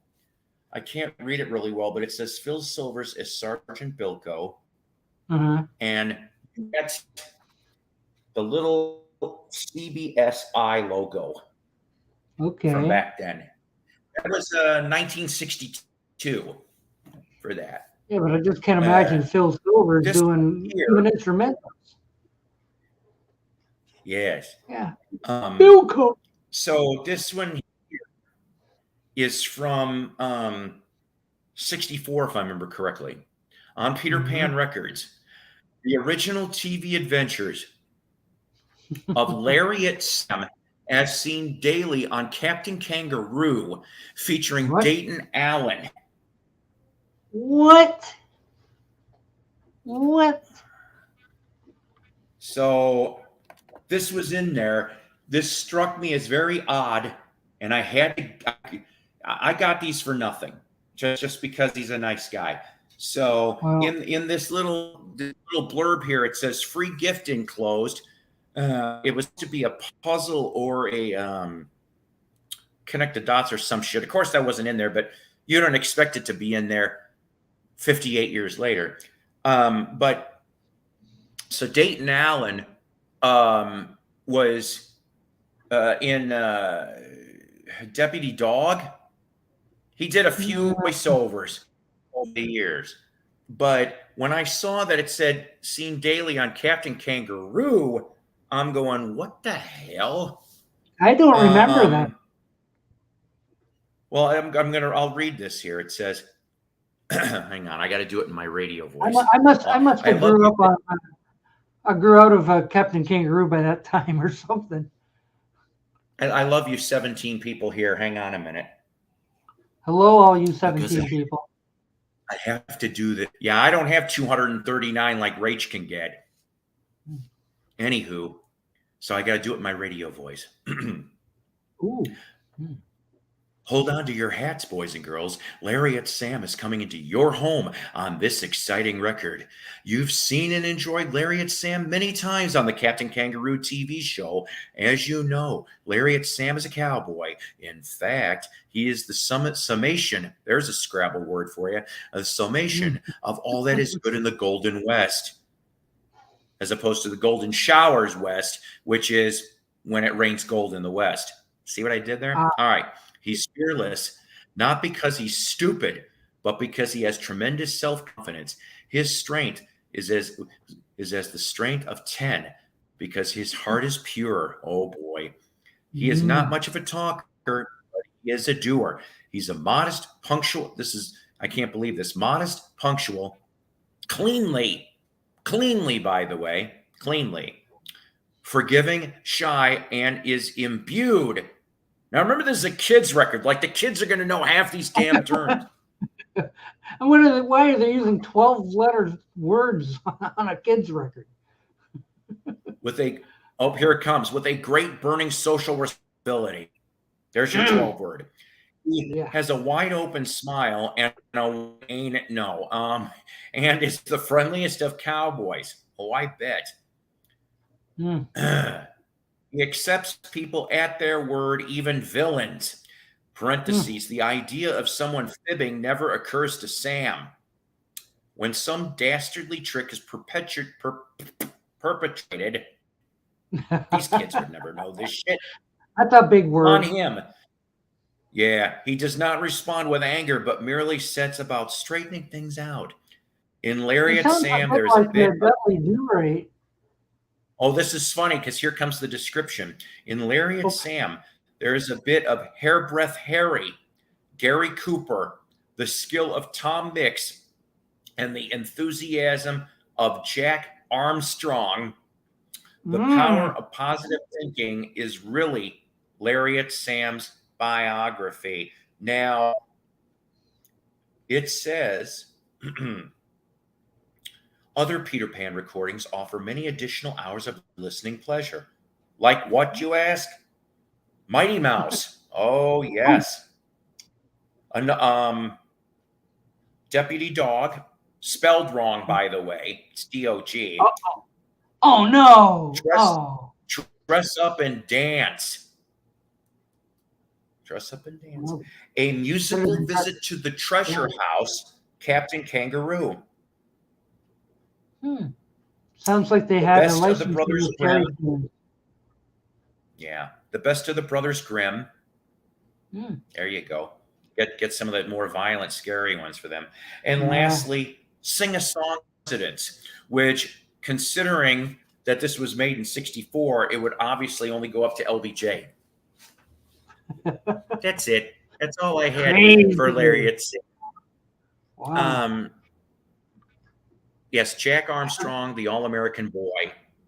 Some matter, don't you? Yes, I've heard. My grandmother used to get old school radio shows on cassette in the 70s. So yes, I actually know a lot of these old radio shows, and I'm in an awesome little Facebook group that has to do with the good old days of radio. Because I like listening to that stuff. Yeah. Lone Ranger and all those things. Yep. Yeah. So there you go. So, and by the way, not that it really matters, but I think it's kind of funny that when I tried to look this up on eBay or Discogs, that the only information they had was someone was attempting to sell this at $70 because there was never a record sold on Discogs of Lariat Sam. So they were trying to Bilko you. Another album that I've got that I think I'm going to give to Mike so you can try to sell it. I brought this up in the last radio show. See what I got on the brain now? I'm just playing, Paul. I once had a flexi disc. Yeah, I remember hearing. I remember seeing flexi disc for some of the radio shows too. A couple of years ago, speaking of kiddie records, although this isn't exactly a kid record, although it's connected to a kid show. Mickey Mouse Club, the original Mickey Mouse Club. The original one. The late 50s run. With Spin and Marty and all that other bullshit. And a Ned who would, do favors for all of us. Oh, it happened. It happened. And she wasn't the only one either. And let's not forget Dick Dodd was there, too. Who'd end up as a standout. But, so, who was the adult on the Mickey Mouse Club? Oh, shit. Oh, wow, I can see him, but I can't read the name on his shirt. Oh. That's okay. Jimmy Dodd. Jimmy! Jimmie. You got it. So, yes. A couple years ago, in an antique mall here in town, he used to do Christian albums on Word Records in the late 50s while he was still on Mickey Mouse Club. And so I just remember going, it'd be funny if this damn thing was signed. And I looked at the back and it was signed, Doc. It was signed. I'm going way up by Jimmy Dodd. Wow. If you give me, you know what? Screw it. Doc, you got the floor in it. I'm going to make it big. Go tell some musical story while I look for that album. Well, you want to hear a musical story? Jeez. Well, let me see. I don't know. Once upon a time, I had an album that was signed by Fred Schneider of the B-52s. I don't know whether it was.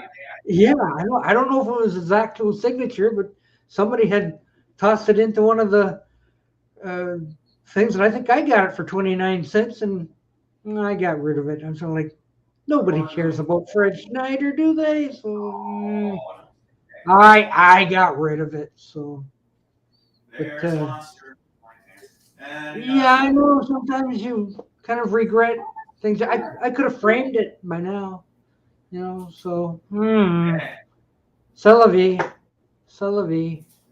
Yeah. Big musical story, huh? What am I supposed to come up with here? All by myself. Gee. I don't know. Just come up with some find you found recently. I could do a recipe or something. Like I get 1/4 cup walnuts, one cup of chopped Brazil nuts, and some flour, some sugar, get a big mixing bowl, stir all that stuff. We're making cookies, kids. Yeah. We're making nut cookies. Oh, it hurts like a mofo. Get me out of here. Where's Jeff Kendall? Being 55 and arthritis sucks. Okay. Shrink me. All right, I'm going to flip over to being big. And so, here, I know this is going to be really hard to see. Yeah, Tim's responding to my thing there about he's found many signed records at thrift stores, but it must be from a dead person if it winds up in a charity shop. Okay. So here's Jimmy. Here's Jimmy. Okay. There he is. Here, I know you can barely see it. There it is. It says, "Dear Psycho, good luck on YouTube." Jimmy Dodd. It says, God bless Doris and Doris Y. something, your friend Jimmy Dodd. Now, this came out in 1959, this album on Word Records. Okay. Jimmy died in 1964 in Hawaii. Young, actually. He'd have to be. But finding that for $2, $2. You've got a $2. Jimmy Dodd autograph. Yep. Doris. Here's an added bonus. Ooh. So, this one here isn't exactly kid related, but I don't think I've ever shown this before. So the thing is that, okay, hang on. The thing is that how I got this album was secondhand, of course. And my friend Nancy had her late husband Alan's record collection. Nancy is, I found out, passed away earlier this year. I didn't find out for a little while, but she had a rough time around COVID and other shit, cancer, stuff like that. So, but years ago, I was the first one to look through Alan's record collection. I would have rather have met Alan. Alan sounded like a cool dude. And Nancy and Alan both grew up in the northwest suburbs of Chicago. I remember Nancy telling me stories about the Cellar nightclub where Shadows of Night would perform, and Crying Shames, and yeah, so fun stuff. So one of the albums that I found, I ended up buying about 100 albums at $1 a piece. Hi, Eddie, not ignoring you. But for $1, I could not pass this up. Jerry Lewis Just Sings Now. Looky, looky. Uh-oh, uh-oh. Uh-huh. So, yes. So I have. It says, to Natalie, it was nice meeting you. My best always, Jerry Lewis, January 1957. Wow. So shortly after the Martin and Lewis, and I'll show you on a really, it's a slight split, just a little bit, teensy weensy on the bottom of the cover. I probably should take the album out, but here's the back. Yeah, I believe I had Lady. that. But yeah, so yeah, I wish I had those. I put it on the turntable and recorded it a little bit on YouTube, and they even gave me a copyright thing on it. I said, for Gary Lewis, I got a copyright thing on that. Yay! But yeah, so I thought you guys would care to see that old school stuff. But yeah, but Jimmy dying in 64 like that. I wonder if he was the first casualty, technically, of the Mickey Mouse Club, of the original run anyway. But yeah, I just am like, wow, to find this thing, 40, almost 50 years later in a antique mall with a $2 price tag. I'm like, okay. And only signed with a Papermate pen. Well, whatever it would have been between 59 and 64. Big Mouth. I'm trying to remember what that movie was. Nobody remembers.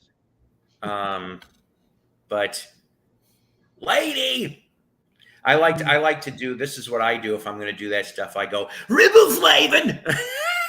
That's all I do. That's my bad Jerry. Ribbleflavin. But yeah, but like Tim said, all the things that he's found. I have that Jerry Lewis LP. It was also issued on Amazing. Wow. Okay. Damn. That's kind of nice. I did not know that. I had it too, but it broke.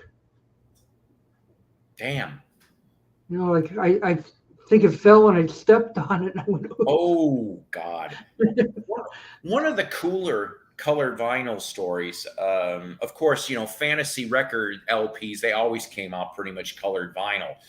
But I found for like $1, this was maybe 10 years ago, Lenny Bruce. Mid 60s, Lenny Bruce on fantasy on beautiful red vinyl. And I'm like, I played some of it and I'm like, I'm like, so this was cutting edge in 64, 65. It's a lot rougher than Bob Newhart. Yeah. Oh God. Pretty much. I love Newhart though. Couldn't touch Bill Cosby. 1967 was Susan Bay, who was married to Spock, Leonard Nimoy. Ooh. He was a big recording star too. All right. Is it wrong that I want to see The Day the Clown Cried? Is it wrong I want to see how good or bad that 1972 Jerry Lewis unreleased film is? No, it's no worse than us wanting to see how bad that Rob Zombie Monsters movie was gonna be. Oh God. You're probably right. I'm probably going to watch it sometime. I am not mentally prepared. You gotta psych yourself up, psycho. Yeah. Charlie Callis and George Takei had a small part in it. Ooh. In that Jerry Lewis movie. Oh my.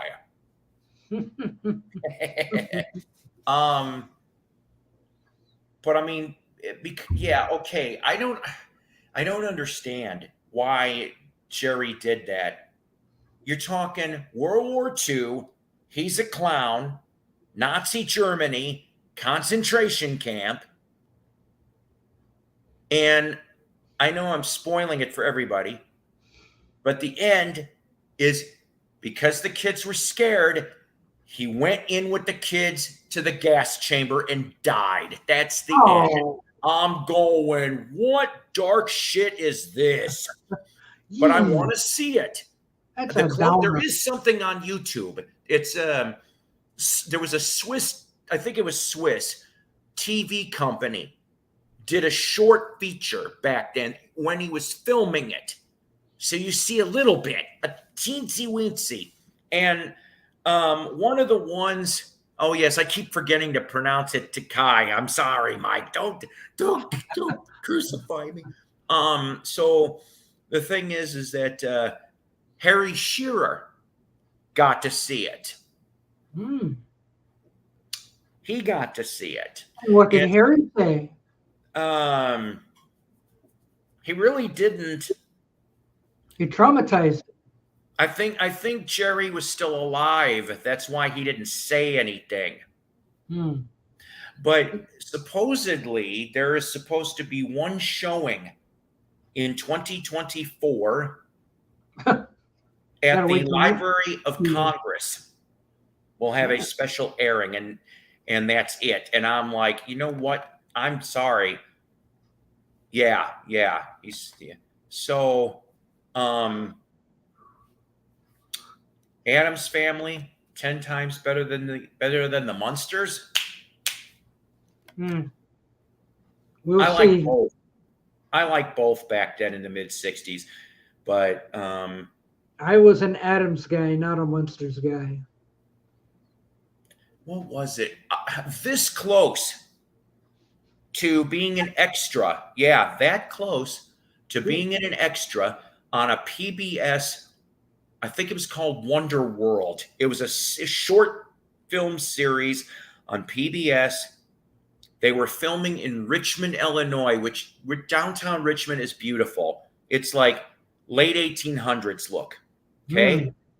And Richmond, Fred Gwynn was the main person.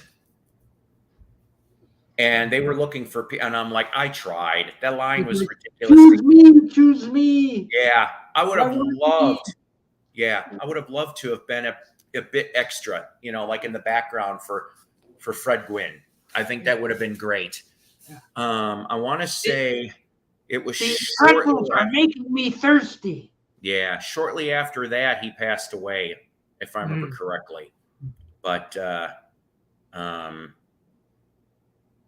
but yeah. So yeah, I'm nervous. I don't think I like some of Rob Zombie's films. It's just I'm like, why did you think doing the Monsters was it?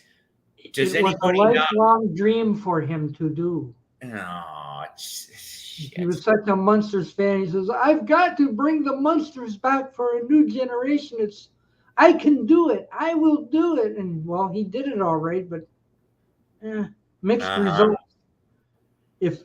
If only he had better casting. Exactly. Thank you. It all came down to Herman and Lily. Change those two, he might have had something. Grandpa's fine. Did Butch Patrick make a cameo in that one? Do we know? A voice cameo. Oh, Him and Priest. What? Jerry Lewis is Jerry Lewis is very underrated. He invented the monitor for using to see what shots look like while making a film. He single-handedly changed the. I did not know that, and that is awesome. Thank you, Jerry Lewis.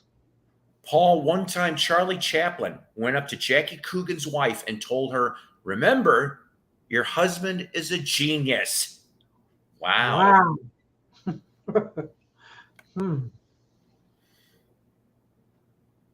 Yeah, boy, that saved a bunch of time. Yeah, with a crank on, like let's. Yeah. Oh God. They had to put a nickel in it first. Put a nickel in. No.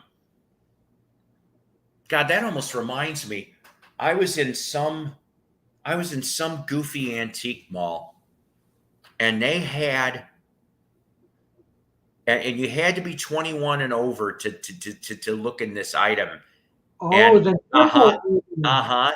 This was. They said it was between 1900 and 1910. Was this machine? You put the nickel, and it was kind of funny because they had some spare old-timey nickels lying around. So you'd go, and yeah, so it was the equivalent to what you'd see in a naked lady kinescope around 1910. Whoa! I would have kept the nickels. That too, but it was nickels. Yes, slightly better than ankle porn. Ankle porn, ladies and gentlemen, back then. Oh God, you know what? I don't understand what the whole French appreciating Jerry Lewis. That has always been strange. But back to the whole clown that cried bit for 2 seconds. So, that whole persona. Once again, I bring up SCTV from the mighty area of Canada, and and Bobby Bittman, how are you? And his film funny stuff, and I'm going, oh no, and then him dying in the hospital bed in front of the kids. I'm like, and I know. What was it when he did the bit on the Dick Cavett, when Rick Moranis was doing Dick Cavett? Oh my God, that whole Bobby Bittman Dick Cavett thing, which is a show within a show because it had to do with Count Floyd. He didn't know what movie was going to put, and he's like, "Oh, this will be scary," and then the next thing you see is Dick Cavett's show and Bobby Bittman's the guest. And so he's got this book, which is called How to Be the Complete Filmmaker, which at that time, I guess, in real time, in real life, Jerry Lewis put out an equally pretentious book about that topic. So basically, Eugene Levy was like totally lambasting Jerry Lewis and making fun of him at the same time. And I'm just like, knowing the behind the scenes on all that shit. And so the funny stuff bit, which the film never gets released, is supposed to be like a side swipe to Clown That Cried. I'm going, oh boy, how are you? They knew even back then. Let's see. Hold on a minute. All right, I'm Scottish, bro. What's your opinion on uncontrolled mass immigration into the Western world? Wow. You know what? I'll tell you. But can you let me get some coffee before? This is the only time I'm going to veer off for a second on music, but I'll put it right back because this is something that should have never gone away. This is something that should have stayed. So instead, he goes away. Yeah, What's hang up on. with that? I'm You're going never going to sleep tonight, you know, you're drinking all that coffee. It's like tons and tons of caffeine. You're going to be awake all night. I'm going to go to Colombia so that I can be Juan Valdez's protege. You're going to be the new one who says, hello, drink more coffee. Yeah, Juan Valdez's donkey is a lot cuter than me. So, okay, so here's my thing, and I'll say this. Up until 1923, the United States had a different way of doing immigration. Of course, immigration was done mainly, now I'm not talking about US, Mexico. I am talking about Europe, Asia, that kind of stuff. There was two forms. Right. So I don't want to say Alcatraz, but that area it was a checkpoint for the Asian side. So for the Pacific, it was we'll say Alcatraz. I know that's not correct, but we'll just use that as an example. And then on the eastern seaboard for the Atlantic side, it was Ellis Island, of course, Statue of Liberty, everybody. So up until 23, when you were processed as an immigrant to come into the United States, there was these books. There were these master books, okay, they knew there was an immigrant quota. And I am led to believe that immigrant quota was started right around the Revolutionary War and continued until 1923. Now, I could be completely wrong on this, but I remember reading about it. So, for example, let's say you're McGillicuddy from Ireland, Scotland, whatever. Okay, not trying to. I know I'm screwing this up, but McGillicuddy and his clan of total of 4 or 6. Okay, so they come on in. And they're like, okay, where did you, so we're talking Central Processing Center. They're like, okay, Mr. McGillicuddy, where did you arrive from? He spits out where he arrives from. They go and take the book. Each country had its own little quota book. Okay. And they open it up and go, okay, all right, we're just using an example. 5,000 are allowed this year from that country. And it looks like we only have brought in 2,500 at this point. McGillicuddy family, welcome to America. Please go that way to continue your stuff. Whereas opposed to, let's say, for example, the Chen family from China. I know I'm screwing this up. From China. So the Chens come in. It's a family of 4. Okay. So you're at Alcatraz and they're like, hi, where'd you come from? China? Okay, hang on a second. Pull the China book out, flip through the pages, and they're like, okay, our yearly quota is, we're going to say 5,000. Okay, we're just using the same number.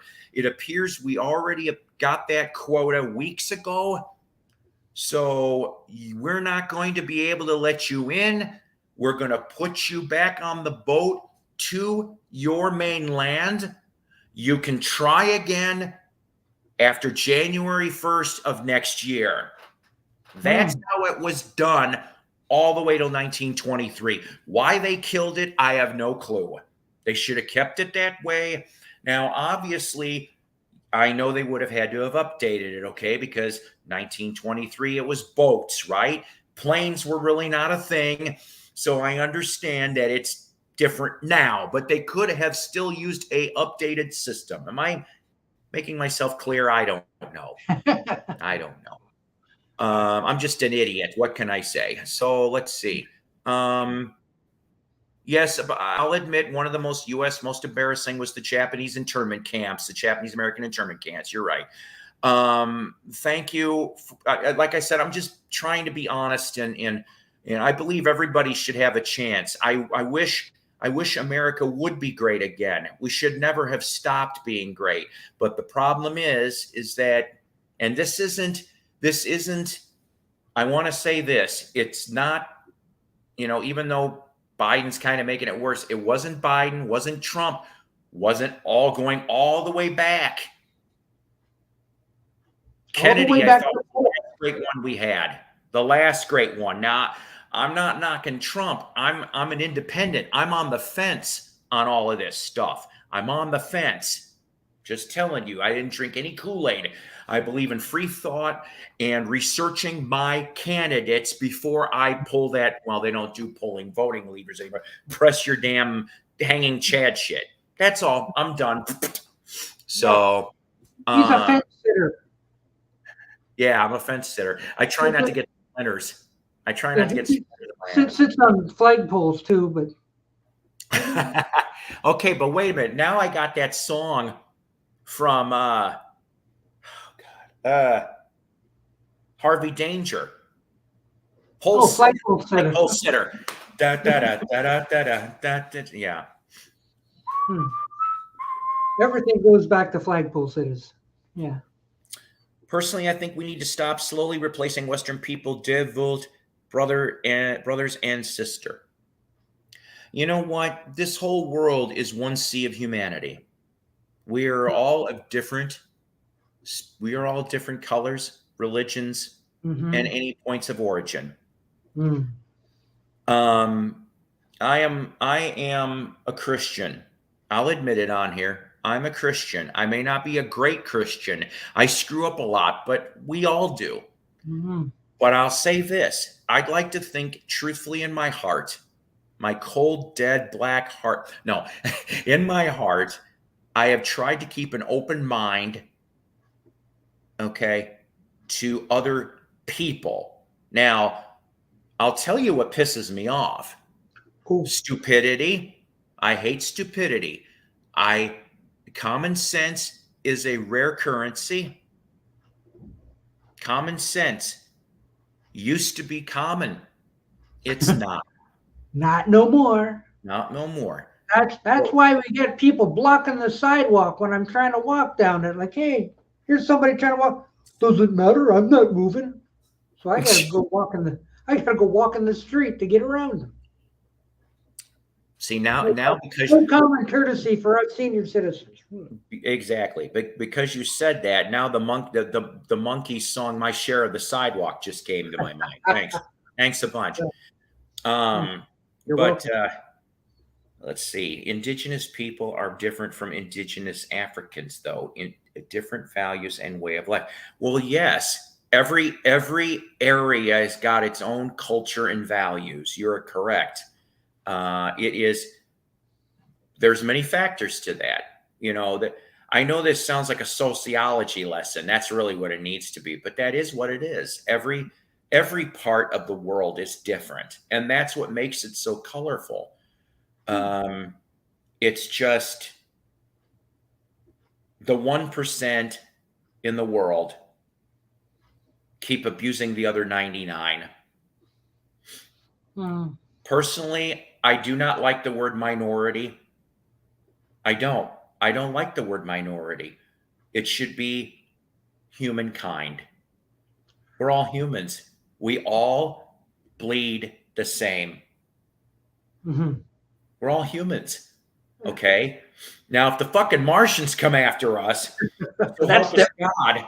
We gotta stand up. Yes. Spock, set your phasers on. Seduce. Remember the Alamo. Oh, Ozzy will remember that because he pissed on it back in the 80s. And Phil Collins may have a piece of the Alamo because remember that's his hobby. He collects pieces memorabilia from the Alamo. Like, yeah, here's a nice loose piece. I think I'll take that home. How'd this hole in the wall get here? What? Has Phil Collins been here? Yeah. Yeah. Phil Collins did it again. You know. And Fox Guy says Columbus didn't discover shit. And you know what? I'm going to tell you something. You certainly might be right, because there's a lot of archaeological digs that have been going on. We are finding out more and more about the origins of this country. And it really looks more like yeah. That's right. And he wanted to be your everything, but unfortunately, we failed him. I know. So instead of having Columbus Day, we should be having Garrett Day. Paul, how much longer do you think you'll be on? I'm not going to lie to you. I'm probably going to wind this down here in a minute or two. What's elbow cough? Elbow cough. I like to think of it more like Monty Python. Nudge, nudge, wink, wink. When you do that. Oh, I did something intelligent a second ago. Wow. Yay. We like it. We like it. We like it that way too. See, I got a little bit of common sense, just enough, just enough. That's the thing. Well, you know, and I got to admit, it is the parents and the generation. You know, I have 5 kids. And I'll mention this on right now. I found out earlier in the week that my 9th grandchild will be coming in April. Ooh. I love how Tim says in capital letters, I'm pretty sure that the millions of people that were already here discovered America. Well, yes. Mm-hmm. Yes, I get that. Exactly. It's already been discovered. You can't discover it. It's, you know. Go back on your little Plymouth Rock thing, or you know. We should not have. Okay, yeah.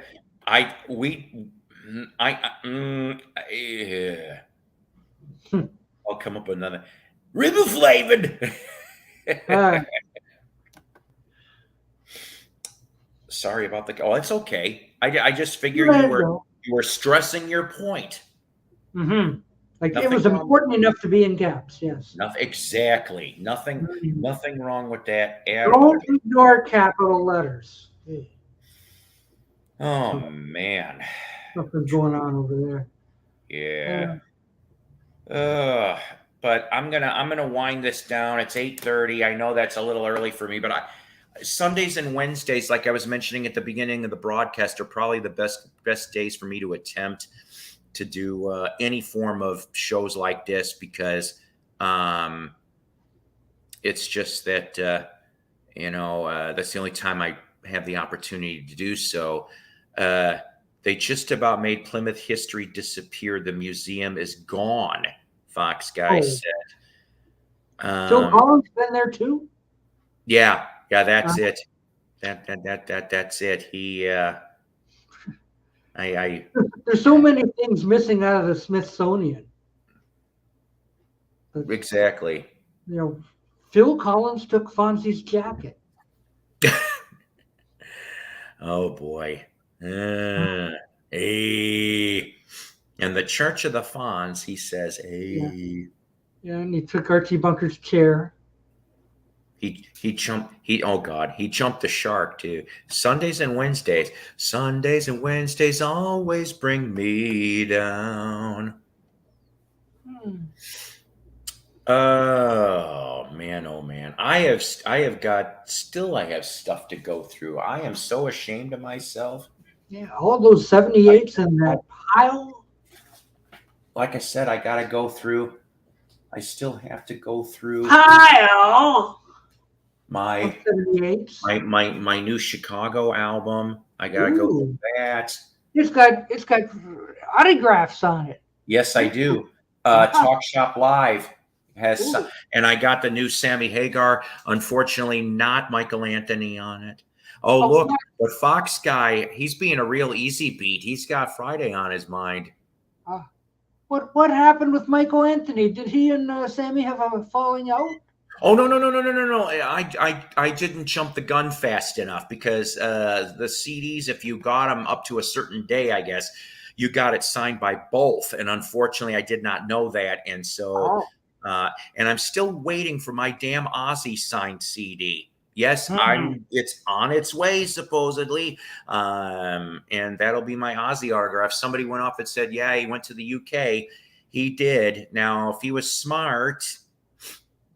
Okay. While everybody's still alive, let's have that last Black Sabbath with Bill Ward being the drummer. Okay. Let's get that done. Let's get 2 new tracks. I think they could do it. I think so. They can do it. You know what, Mike? I would love to go. I'll stop and visit. I do want to go to Memphis. I've said this before. Maybe I'll go to Nashville too, but I really want to go to Memphis. Oh, watch out! That Nashville's a crazy place. I've heard that. But and you know what? Thank you very much. I love you guys. I really, really do. And I would, if I had my way, I would try to be on here every day. But it's just it's not easy, me trying to wedge time. It's because like I said, I've got 5 kids, soon to be 9 grandkids, and all of them, there's one that lives about an hour and 45 minutes away, but all the rest of them, they live within 10 minutes of here. So it's like, my life is busy. I work an 8 to 5 job. So it's like, after 5, sometimes I never know what's really going to happen. So, but listen, so I want to thank Shenanigans. I want to thank Doc Dacus for being on here tonight. I appreciate it so much. I love when I can have guests on because it makes it a hell of a lot more interesting. And I don't know, just be good to each other, okay? In the VC, please be good to each other, because if you're not good to each other, then you may not be good to yourselves.